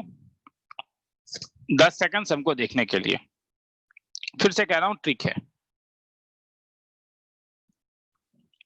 तुम्हें वैल्यू निकालना है d square y by d x square into d x by d y whole cube plus d square x by d y square का। dx by dy यहाँ पे भी है, dx बाय dy यहाँ पे भी है, मगर यहाँ पे dx है। तुम्हें देखना होगा अरे क्या कहाँ पे अंतर हो रहा है, ठीक है। तो मुझे सबको सेम करना होगा। तो या तो dy बाय, क्योंकि dx बाय dy ज्यादा है, इसलिए मैं एक काम करता हूँ कि मैं dx बाय dy को p ले लेता हूँ। तो देखो क्या क्या कहाँ कहाँ प्रॉब्लम होगा। ये मेरे पास आएगा d by dx into dy by dx, ये वाला है, मल्टीप्लाइड बाय ये तो dx बाय dy का होल क्यूब हो गया, प्लस ये मेरे पास d by dy of dx by dy हो गया। dx बाय dy मेरा p है, तो ये क्या हुआ, ये d बाय dx ऑफ, ये तो उल्टा हो गया ना, ये p टू द पावर -1 होगा into p cube plus dp by dy। यहां प्रॉब्लम है, ये dx है, इस x को कैसे हटा रहा हूं, इसको dy into p to the power -1 into dy by dx लिख सकता हूं। अरे चेन रूल लगा रहा है, कुछ नहीं कर रहा हूं मैं। dy बाय dx को ऐसा नहीं लिख सकता था, dy by dz into dz by dx, वही कर रहा हूं। d by dy into dy by dx into ये p क्यूब तो रह ही जाएगा, प्लस dp बाय dy। अब दोबारा मैं इस चीज को यूज कर रहा हूं, मैं ये जहां जहां यूज कर रहा हूं मैं उसे कलर कोड दे दे रहा हूं। ये वाला मैंने यहाँ यूज किया, यहाँ यूज किया, यहाँ यूज किया, दोबारा यहाँ यूज करूंगा। तो इसका डिफरेंशिएशन क्या होगा, मैं जानता हूं कि p टू द पावर -1 का डिफरेंशिएशन होगा मेरे पास minus p to the power -2, साथ में एक dp बाय dy आएगा, multiplied by dy by dx, फिर से 1 by p into p cube हो जाएगा, प्लस dp बाय dy हो जाएगा। ध्यान से देखो, p to the power -2, p और p क्यूब कैंसिल हो जाएगा, minus dp by dy plus dp by dy आपस में कैंसिल होके 0 हो गया। ध्यान से देखो, मैं दोबारा कह रहा हूं, मेरा मेन मोटिवेशन क्या था कि differentiation with respect to same variable हो, सेम वेरिएबल हो, ठीक है। पूरे सम में सर आप क्या चाह रहे थे, मैं ये चाह रहा था, ठीक है। तुम बोलोगे सर ये कोई कॉन्सेप्ट है, नहीं ये ट्रिक है, लिखना है तो लिख लो। 2 मिनट देता हूं। सर हाँ, सर ऐसा कोई फंक्शन सोच सकते हैं जो 2 बार डिफरेंशिएबल हो, इससे हम लोग dy by dx का वैल्यू निकाल के लास्ट ऑप्शंस में भी वो अभी करवाऊंगा ही, वो वाला काम मैं इसमें इसी में ही करवाऊंगा वो वाला, ठीक है। वो सेकंड ट्रिक मैं अभी वही दूंगा इसमें।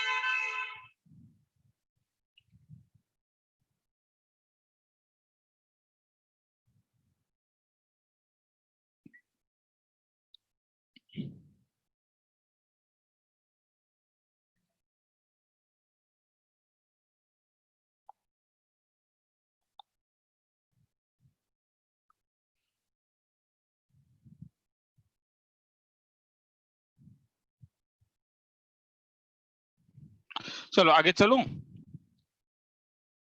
हाँ सर। ठीक है, मगर ऐसे सम में और एक ट्रिक है, मैं इसको हटा दे, पहले इसे काट लेता हूं, ठीक है, क्योंकि ये थ्योरेटिकली हमारे लिए समझना इंपॉर्टेंट था।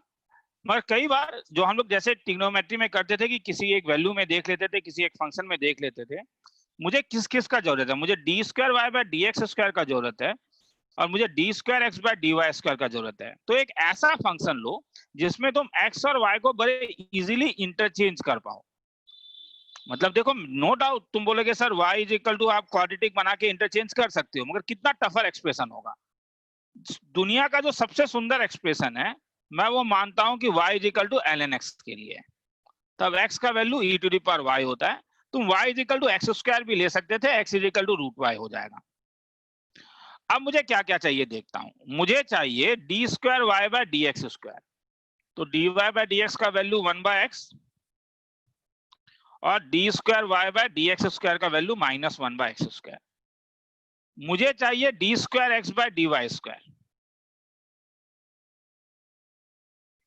D x by d y का value e to the power y, d square x by d y square का value e to the power y, मगर e to the power y के बदले क्या डाल सकता हूं, x डाल सकता हूं। अब मुझे जो एक्सप्रेशन चाहिए, मेरा एक्सप्रेशन क्या था, मेरा एक्सप्रेशन था d square y by d x square multiplied by d x by d y का whole cube plus d square x by d y square. तो तुम्हारे पास d square y by d x square, colour code this d x by d y this, जिसका value x है, और इसका value ये। तो क्या मिला, ये तुम्हें मिला -1 by x square into x cube plus x, तो -x प्लस x 0, कितने आसान तरीके से हो गया। तो इस चीज को भी याद रखो, ठीक है, कि ऐसे भी कर सकते हो तुम, sin x भी ले सकते थे, cos x भी ले सकते थे, लिखना है तो लिख लो, फिर आगे चलो।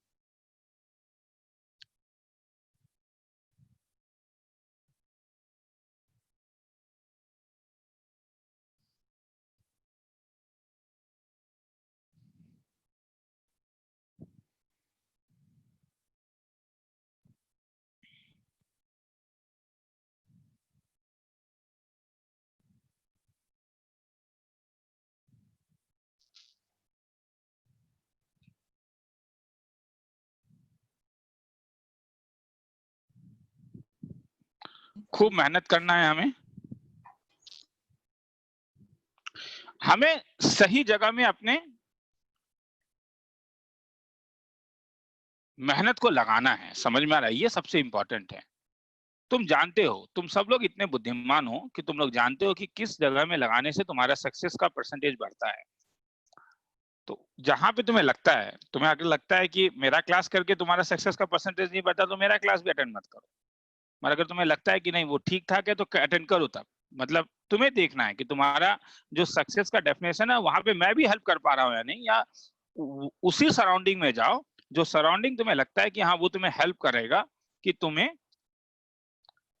तुम्हारा जो एम है तुम उसके अनुसार ऊपर चढ़ पाओगे। चलो अब मैं आगे चलता हूँ। हाँ सर बोलो। पिछले क्वेश्चन में ट्वाइस डिफरेंशिएबल का कोई किस वाले में? ये वाला? Yes sir. ये नहीं होने, मतलब ये डिफाइन जो है, मतलब ये होना तो जरूरी है ना कि मैं y equal to mod x लेने से तो नहीं हो जाएगा ना, क्योंकि mod x तो डिफरेंशिएबल नहीं है। आया समझ में? Yes sir. हर फंक्शन को तुम दो बार डिफरेंशिएट कर पाओगे ये जरूरी नहीं है। y इक्वल टू देखो, y equal to x into sine 1/x, ये ट्वाइस डिफरेंशिएबल फंक्शन नहीं है। सॉरी x स्क्वायर साइन, ये फर्स्ट टाइम तुम यहाँ पे तुम f'0 निकाल सकते हो, मगर जब तुम f'0 निकालोगे डिफरेंशिएट करके तो तुम देखोगे ये डज नॉट एग्जिस्ट हो जाता है। तो हर फंक्शन ट्वाइस डिफरेंशिएबल नहीं होता है। सर अगर तो ट्वाइस डिफरेंशिएबल बोला तो मतलब एटलीस्ट दो बार होना पड़ेगा ना? हाँ, d square x by d, अभी मैंने यही निकाला था रे। तुम कोई किताब कहता है कि इसे एज ए रिजल्ट याद रखो, रख भी लेना। कभी कभी डायरेक्ट सम्स आते हैं जहां पे तुम्हें ये रिजल्ट का ही यूज करना होता है। तो बोलोगे सर जैसे जैसे बताऊं, problem if y is equal to e to the power x plus x sine x plus x square, find d square x by dy square at find d square x by dy square multiplied by dy by dx का whole cube at x equal to 0।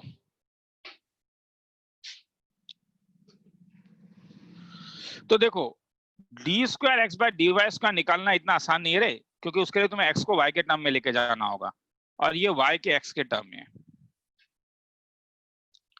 मगर अगर तुम ध्यान से देखोगे तो ये जो एक्सप्रेशन मैंने दिया है और ये जो एक्सप्रेशन है वो एग्जैक्टली सेम है। इसका मतलब तब तुम मुझे ये बोल सकते हो कि d square x by d y square multiplied by d y by d x का होल क्यूब जो होगा वो minus of d square y by d x square होगा। अब तुम बोलोगे सर ये तो बोर्ड लेवल का सम है, आप बेवकूफ समझ के रखे हो क्या? आज आपने कहा था कि आप एंट्रेंस लेवल का सम बनाओगे और ये क्या बना रहे हो अब आप? e to the power x। वही तो मेरा भी कहना है कि अगर तुम रिजल्ट याद रखते हो तो कई बार एंट्रेंस लेवल के सम भी बोर्ड लेवल के सम में आ जाते हैं, अगर अपना मेहनत को सही जगह इस्तेमाल करोगे तो। cos x प्लस 2 कहां पे निकालना था? D square by d x square at x equal to 0। x equal to 0 में e to the power x का वैल्यू 1, साइन का वैल्यू 0, cos का वैल्यू 1, 2 इज इक्वल टू 5। तो हेंस इसका वैल्यू -5। खेला खत्म, 2 स्टेप में आ गया। लिखना है तो लिख लो, फिर आगे चलते हैं। तो तुम्हें सही जगह में अपने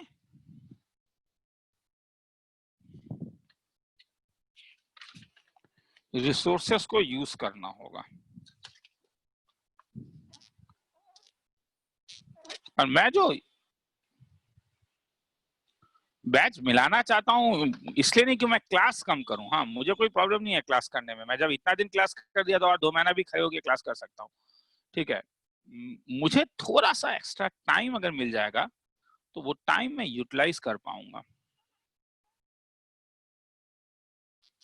क्योंकि मैं सब कुछ अकेला करता हूँ, ठीक है। मुझे प्रोग्रामिंग भी करना पड़ता है, मुझे रिकॉर्डिंग भी करना होता है। मतलब रवि भी नहीं है कोई, मतलब रवि ऐसे कोई हेल्प नहीं करता यहाँ पे, मगर स्टिल कोई है ही नहीं जो मुझे हेल्प कर पाए, ठीक है। तो A to Z प्रोग्रामिंग हो, असाइनमेंट सीट हो, ठीक है, टेस्ट के लिए हो, फलाना फुलाना हो, तो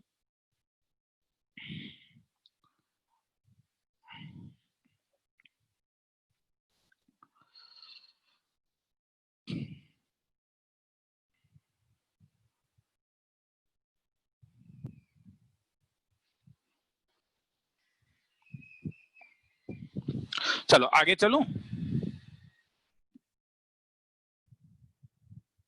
चलो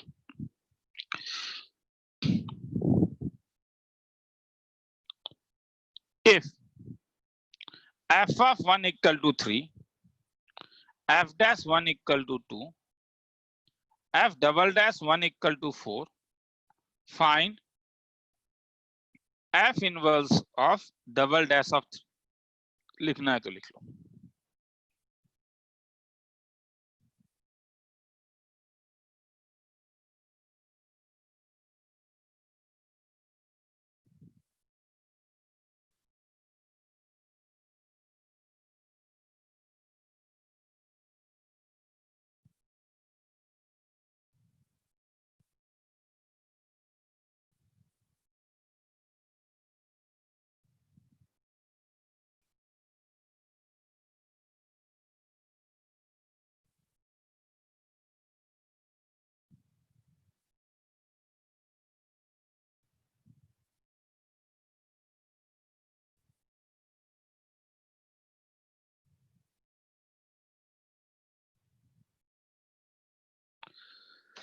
चलो शुरू करता हूं।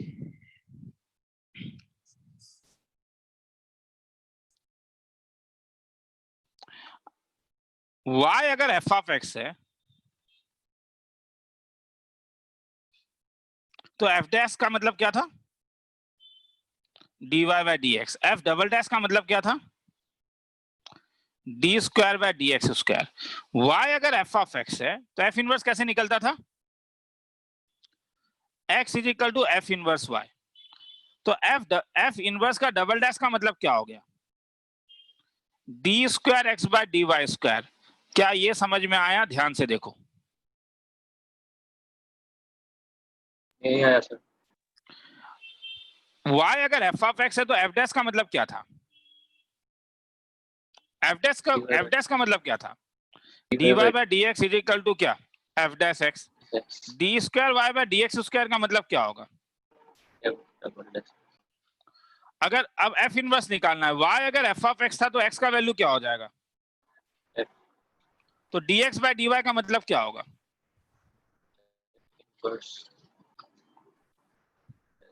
और d square x by dy square का वैल्यू क्या होगा? आ गया। अब आया समझ में? हाँ सर। तो क्या बोलते हो, ये इससे पहले वाला सम में हाँ सर। है या नहीं? क्योंकि तुम्हें जो निकालना है d square x by dy square का जो वैल्यू होगा वो होगा minus d square y by dx square divided by dy by dx का क्या? Whole cube. अब बोलो, अब मगर ध्यान से सुनोगे और मुझे बोलोगे ये किसका वैल्यू है, x का या y का? ये वाला। प्रॉब्लम हो रहा है? सर y का वैल्यू है। y का वैल्यू है। अगर ये y का वैल्यू है मतलब कह रहा है कि f ऑफ x कब 3 है? क्या जानते हो f ऑफ x कब 3 है? x इक्वल टू 1 सर 1 पे। कलर कोड में देखो दिया ही हुआ f ऑफ 1 का वैल्यू 3 है, मतलब x का वैल्यू 1 है। मतलब तुमसे पूछ रहा था d square x by dy square कब? जब y का वैल्यू 3 है, मगर यहाँ पे तो अब तुम minus d square y by dx square कर रहे हो ना, तो ये तब हो जाएगा जब x का वैल्यू 1 है और ये dy बाय dx का होल क्यूब अगर x का वैल्यू 1 है। तो तुमने देखा अभी कि तुम्हारे पास कलर कोडिंग में तुम जानते हो कि ये वाला जो है तुम्हारे पास dy बाय dx ये f डैश 1 है और ये जो है d square by D f double dash 1, वही तो मैं कह रहा था ना। तो हेंस बोलोगे वैल्यू मालूम है क्या? माइनस, हाँ इसका वैल्यू कितना है? d square by dx square. f double dash 1 दिया हुआ है, f डबल डैश 1 का वैल्यू 4 दिया हुआ है, f डैश 1 का वैल्यू 2 दिया हुआ है। तो minus 4 by 2 cube equal to कितना? Minus 1 by 2। खेला खत्म। लिखना है तो लिख लो, फिर नेक्स्ट सम में जाएंगे और पूछना है तो पूछ लो।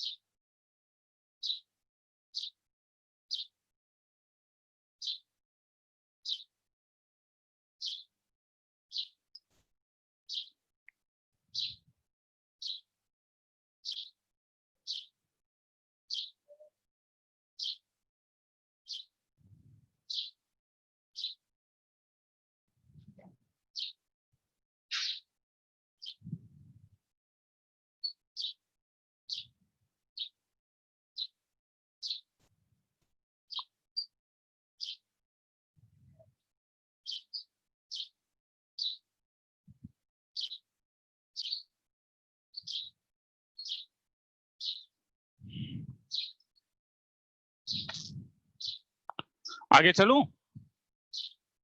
Yes, थोड़ा sir. रुकिए। नहीं सर।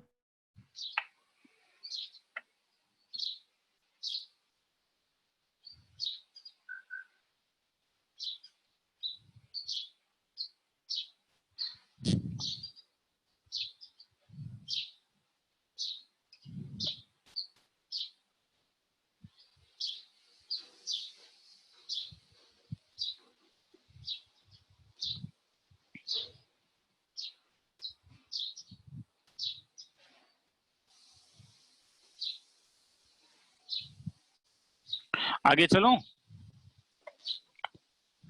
हाँ सर. सर चलो।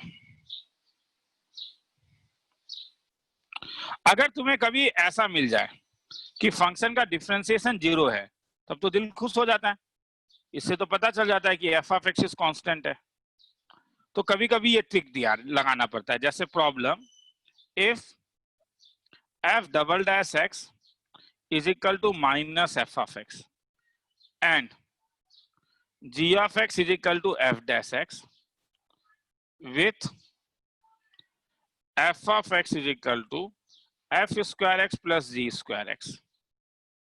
If f of 5 equal to 25, find f of 10.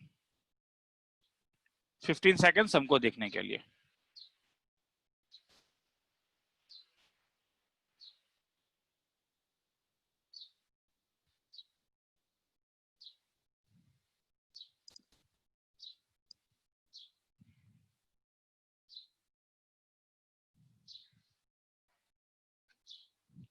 चलो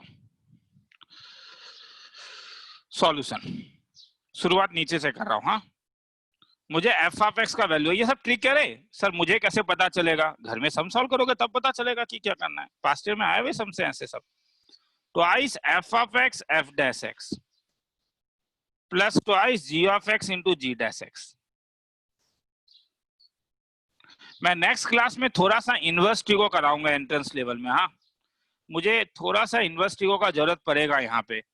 तो पूरा तो इनवर्स ट्रिको अभी नहीं कराऊंगा, क्योंकि तुम लोग को पास्ट ईयर जब तुम आर्चाइव करोगे तो तुम्हें दिखेगा जैसे tan inverse a minus b वाला फॉर्मूला कब नहीं लगता है। तो हो सकता है पूरा एक क्लास लग जाए मुझे करवाने में। तो नेक्स्ट क्लास में मैं इनवर्स ट्रिको के कुछ चीजें सिखाऊंगा तुम लोगों को। हाँ, एंट्रेंस लेवल में। तो जब तुम एफ डैश एक्स करोगे तो अब तुम कहाँ कहाँ फंस गए। देखो, तुम्हें एफ डैश एक्स का वैल्यू पता है क्या? हाँ, एफ डैश एक्स का वैल्यू तुम्हें पता है, जी ऑफ एक्स दिया हुआ है। मैं नहीं कह रहा हूँ, वो क्वेश्चन में दिया हुआ है। F dash x is equal to 2 times of f of x into g of x. ये क्वेश्चन में दिया हुआ है, मैं थी ना बोल रहा हूँ। जी डैश एक्स नहीं दिया हुआ है सर। हाँ, अब मैं निकालूंगा। तो जी ऑफ एक्स मुझे एफ डैश एक्स मालूम है, तो जी डैश एक्स क्या होगा? F double dash x. और क्वेश्चन में ध्यान से देखो, अब एफ डबल डैश एक्स मगर दिया हुआ है माइनस एफ ऑफ एक्स। तो इसीलिए ये तब तुम्हारे पास होगा f dash x sorry plus 2 times of g of x into minus f of x. तो तुम बोलोगे सर खेला ही खत्म हो गया आपका, कैंसिल हो गया दोनों, ये और ये कैंसिल हो गया। हाँ, तो मैं भी तो वही कह रहा हूँ कि एफ डैश एक्स 0 हो गया। अगर एफ डैश एक्स 0 हो गया, इसका मतलब क्या हुआ? F of x is constant. और एफ ऑफ एक्स अगर कांस्टेंट हो गया, तब एफ ऑफ 5 अगर 25 है तो एफ ऑफ 10 तुम्हारे पास भी 25 होगा। लिखना है तो लिख लो। तुम लोग थोड़ा सा सोच भी सकते थे, बस मैं मुंह जबानी बोल रहा हूँ रे। देखो, एफ ऑफ एक्स और जी ऑफ एक्स को अगर तुम 5 साइन एक्स 5 कॉस एक्स लेते तो क्या होता? साइन एक्स का डिफरेंशिएशन कॉस एक्स होता है, मगर कॉस एक्स का डिफरेंशिएशन माइनस साइन एक्स होता है।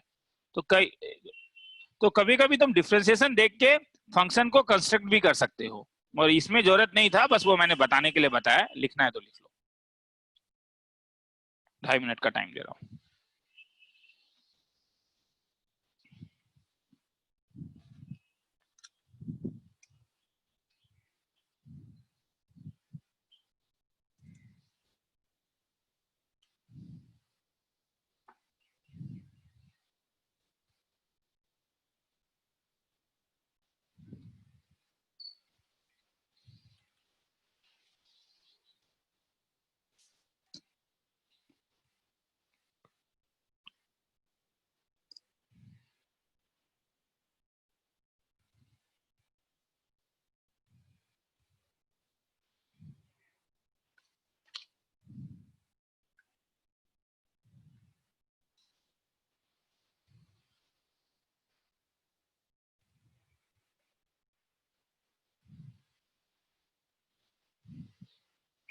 सर अब बोलते जा। हाँ सर वो वाला ट्रिक लगाने से तो लेकिन एक दिक्कत हो जाता। हाँ एफ बोल। एक्स का value sine square x plus cos square x बल्कि 1 आ जाता, बट नहीं नहीं, मैंने लैम्डा साइन एक्स बोला, 5 साइन एक्स बोला था, इसलिए वो तुम्हें सोचना होगा कि 25 चाहिए तो इसके लिए 25 कांस्टेंट कब होगा।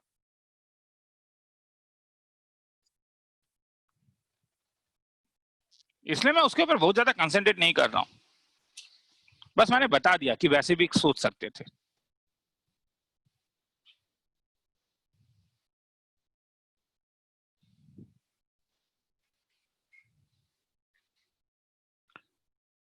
आगे चलूं? लिख लो लिख लो।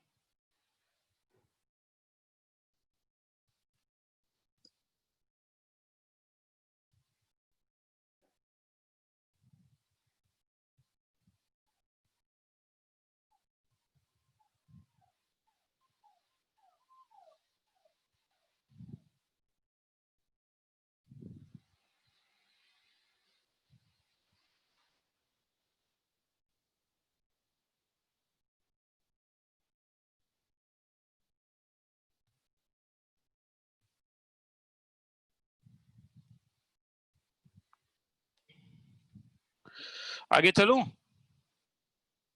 हाँ सर। चलो।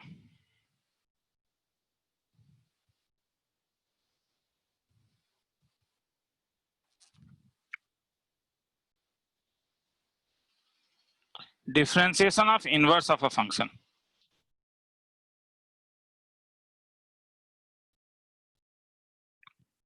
क्वेश्चन में कभी कभी तुम्हें D by d x of f of x दिया रहेगा और तुम्हें D by d x of F inverse x का वैल्यू पूछेगा। तो ऐसे में हमारा जो एल्गोरिथम लगता है वो ये लगता है कि अगर g of x F inverse x है तब f of g of x और g of f of x मुझे x देता है। ठीक है, तो एक प्रॉब्लम कराऊंगा तो वो ज्यादा क्लियर होगा। If f of x is equal to x cube plus e to the power x by 2 and g of x is equal to f inverse x, find g dash 1। Solution, क्योंकि तुम्हें f of x पता है और तुम्हें g dash 1 निकालना है, it's always start जो तुम करोगे, तुम्हारा जो स्टार्टिंग फैक्टर होगा, इनिशियलाइजिंग फैक्टर जो होगा वो होगा g of f of x is equal to x। हाँ, क्योंकि इसमें तब तुम्हें क्या होगा, ये लेना ज्यादा आसान है, क्योंकि जब तुम डिफरेंशिएट करते हो तो क्या मिलेगा, g dash of f of x into f dash x is equal to 1। देखो g डैश मिला, तुम अगर यहां से शुरू करते तो देखो क्या होता, तुम्हें f dash of g of x into g dash x मिलता। ठीक है, अब प्रॉब्लम इससे भी आंसर आ जाएगा, ऐसा नहीं है कि आंसर नहीं आएगा, और फिर तुम्हें f dash of g of x से निकालना, f डैश x निकालना मेरे लिए ज्यादा आसान है, मुझे वो दिख रहा है क्योंकि मुझे f ऑफ x का वैल्यू दिख रहा है यहाँ पे, तो मेरे लिए f डैश x निकालना, मैं उसे मिटा रहा हूँ क्योंकि वैसे भी कर सकते थे, ऐसा नहीं है, तुम f डैश x निकाल सकते हो, ये दिख रहा है मुझे यहाँ पे, और f ऑफ x मुझे यहाँ पे सबका वैल्यू पता है, मुझे कुछ काम नहीं करना होगा, बस मुझे पुटअप कर देने से I will get the answer. तो मैं अगर ये नंबर 1 देता हूं और 1 वाला अगर मैं इसमें डाल दूं तो ये क्या हो जाएगा, g dash of f of x का वैल्यू, f ऑफ x का वैल्यू होगा x cube plus e to the power x by 2 into f dash x का value 3x square plus 1 by 2 e to the power x by 2 is equal to 1। तो hence तुम्हें क्या मिल गया, तुम्हें मिल गया g dash of x cube plus e to the power x by 2 का value 1 divided by 3x square plus 1 by 2 e to the power x by 2। अब तुम्हें कुछ ऑब्जर्व करना होगा, अब तुम्हें कुछ ऑब्जर्व करना होगा कि तुम्हें किसका वैल्यू चाहिए, तुम्हें g डैश 1 का वैल्यू चाहिए, तो क्या तुम मुझे बोलोगे कि x का ऐसा कौन सा वैल्यू डालूं कि मुझे 1 मिलेगा, x का वैल्यू 0।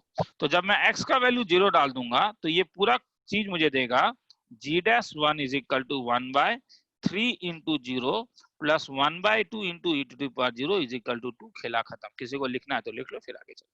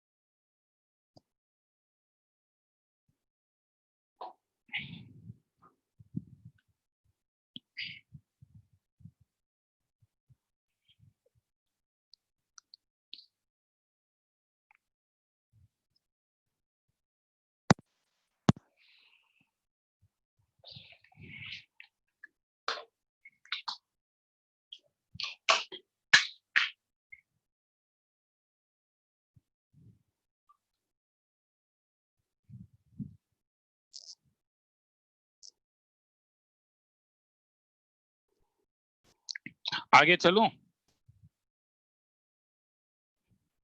नहीं सर।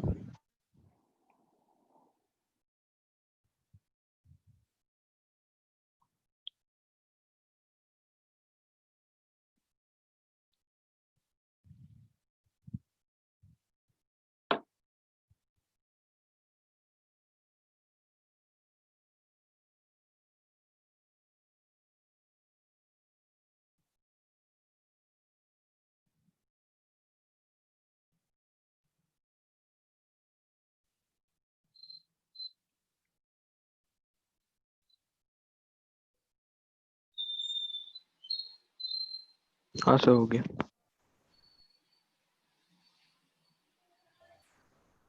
सर हाँ बोल। आपका चैप्टर 6 सर संडे वाला बैच में खत्म हो गया क्या? कौन सा? सर चैप्टर 6 सर 6 क्या है? Application of derivatives. नहीं नहीं, शुरू ही नहीं हुआ है। Okay sir.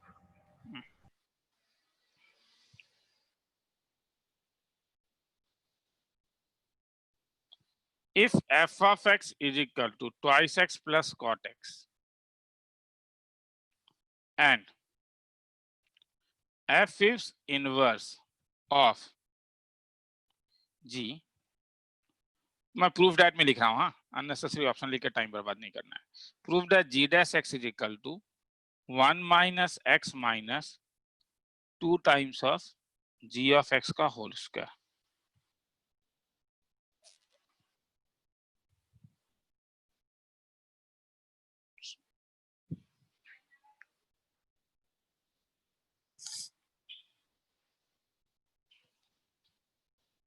अब देखो इसमें g डैश x का वैल्यू नहीं पूछ रहा है, g डैश x पूछ रहा है, ठीक है, और कुछ दिया हुआ नहीं है, तो इसलिए अब मैं यहाँ पे ये यूज करूंगा cot x, पहले f डैश x निकाल लेता हूं, 2 minus cos x square x।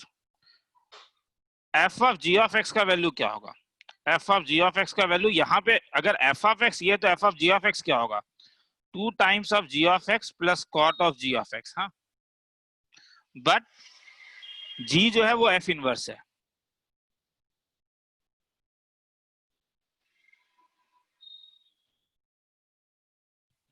इसका मतलब f of g of x का वैल्यू x है। तो अगर मैं देखो, अब तुम्हारे पास दोनों से आंसर आएगा। हाँ, मैं इसे डिफरेंशिएट कर रहा हूं, तुम घर में देख सकते हो कि तुम अगर इसे भी डिफरेंशिएट करोगे तब भी तुम्हें आंसर मिलेगा। हाँ, क्योंकि इज इक्वल टू एक्स है ये, तुम्हें जो भी डिफरेंशिएट करना है, मगर मैं यहीं से शुरू कर रहा हूँ, ठीक है। यहां से अगर मैं डिफरेंशिएट करूं तो ये f dash of g of x के साथ मुझे g डैश x मिलेगा। वो सब तुम्हें सोचना होगा कि हाँ देखो g डैश x कितना आराम से मिल गया, तब g डैश x का वैल्यू मुझे मिल गया क्या? 1 by f dash of g of x। और ध्यान से देखो, तुम्हें f डैश x का वैल्यू पता है 2 minus cos x square x, तो f dash g of x क्या हो जाएगा तब? f dash g of x हो जाएगा 2 माइनस क्या? cos x square g of x। मगर आंसर में ये भी नहीं है, तुम देख रहे हो, तो cos x स्क्वायर को हटाना है। अब cos x स्क्वायर को कैसे हटाऊंगा? अब देखो, फिर यहां से अब तुम्हारे पास एक टर्म आएगा। अगर तुम यहां से देखो तो यहां से तुम cot of g of x का एक वैल्यू लिख सकते हो, x minus 2 times of g of x। इसको मैं इस साइड लेके चला गया हूं, तो cos x स्क्वायर x का एक वैल्यू लिख सकते हो 1 plus cot square of g of x, और cot x का वैल्यू इसमें डाल सकते हो। तो cot स्क्वायर x का अगर वैल्यू तुम इसमें डालोगे तो ये तुम्हारे पास हो जाएगा 2 माइनस 1 1 प्लस cot x के बदले 2 g ऑफ x का होल स्क्वायर।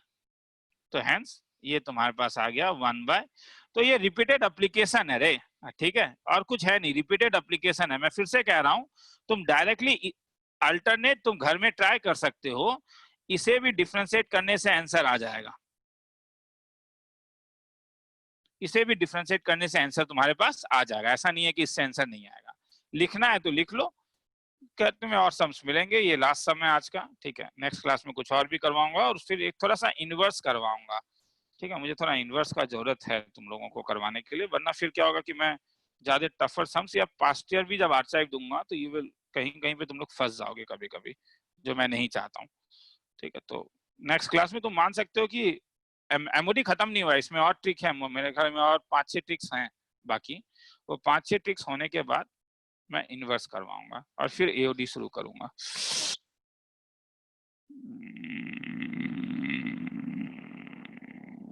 A2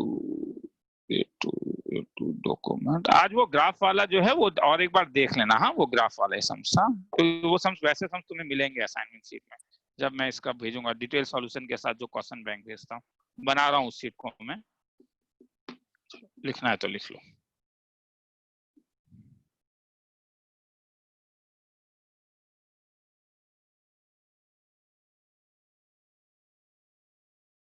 चलो सर। हाँ बोल। सर आपके पास सीएमआई के लिए कोई बुक है क्या? सीएमआई के लिए ऐसा एक्चुअली कोई बुक आता नहीं है, ठीक है। अभी जो चीज करा रहा हूँ इसी को डिटेल्स में करते रहे, समझ में आया? मतलब ध्यान रखो, सीएमआई हो आईएसआई हो, 80% ऑफ द जो कोर्स है वो जेई का ही है, रिमेनिंग 20% में ही वो चीज एक्स्ट्रा है, 80% जेई का ही है, ठीक है। तो इसलिए अभी इसे के आराम से इसे से अच्छे से करते रहो, रिमेनिंग 20% के लिए बाद में चिंता कर सकते हो। उस 20% के लिए अभी मत सोचो, उसे बाद में सोचा जा सकता है, अभी 80% के बारे में ध्यान दो। चलो आगे चलते हैं, चलो ओके चलते हैं, आज फिर नेक्स्ट क्लास में मिलते हैं।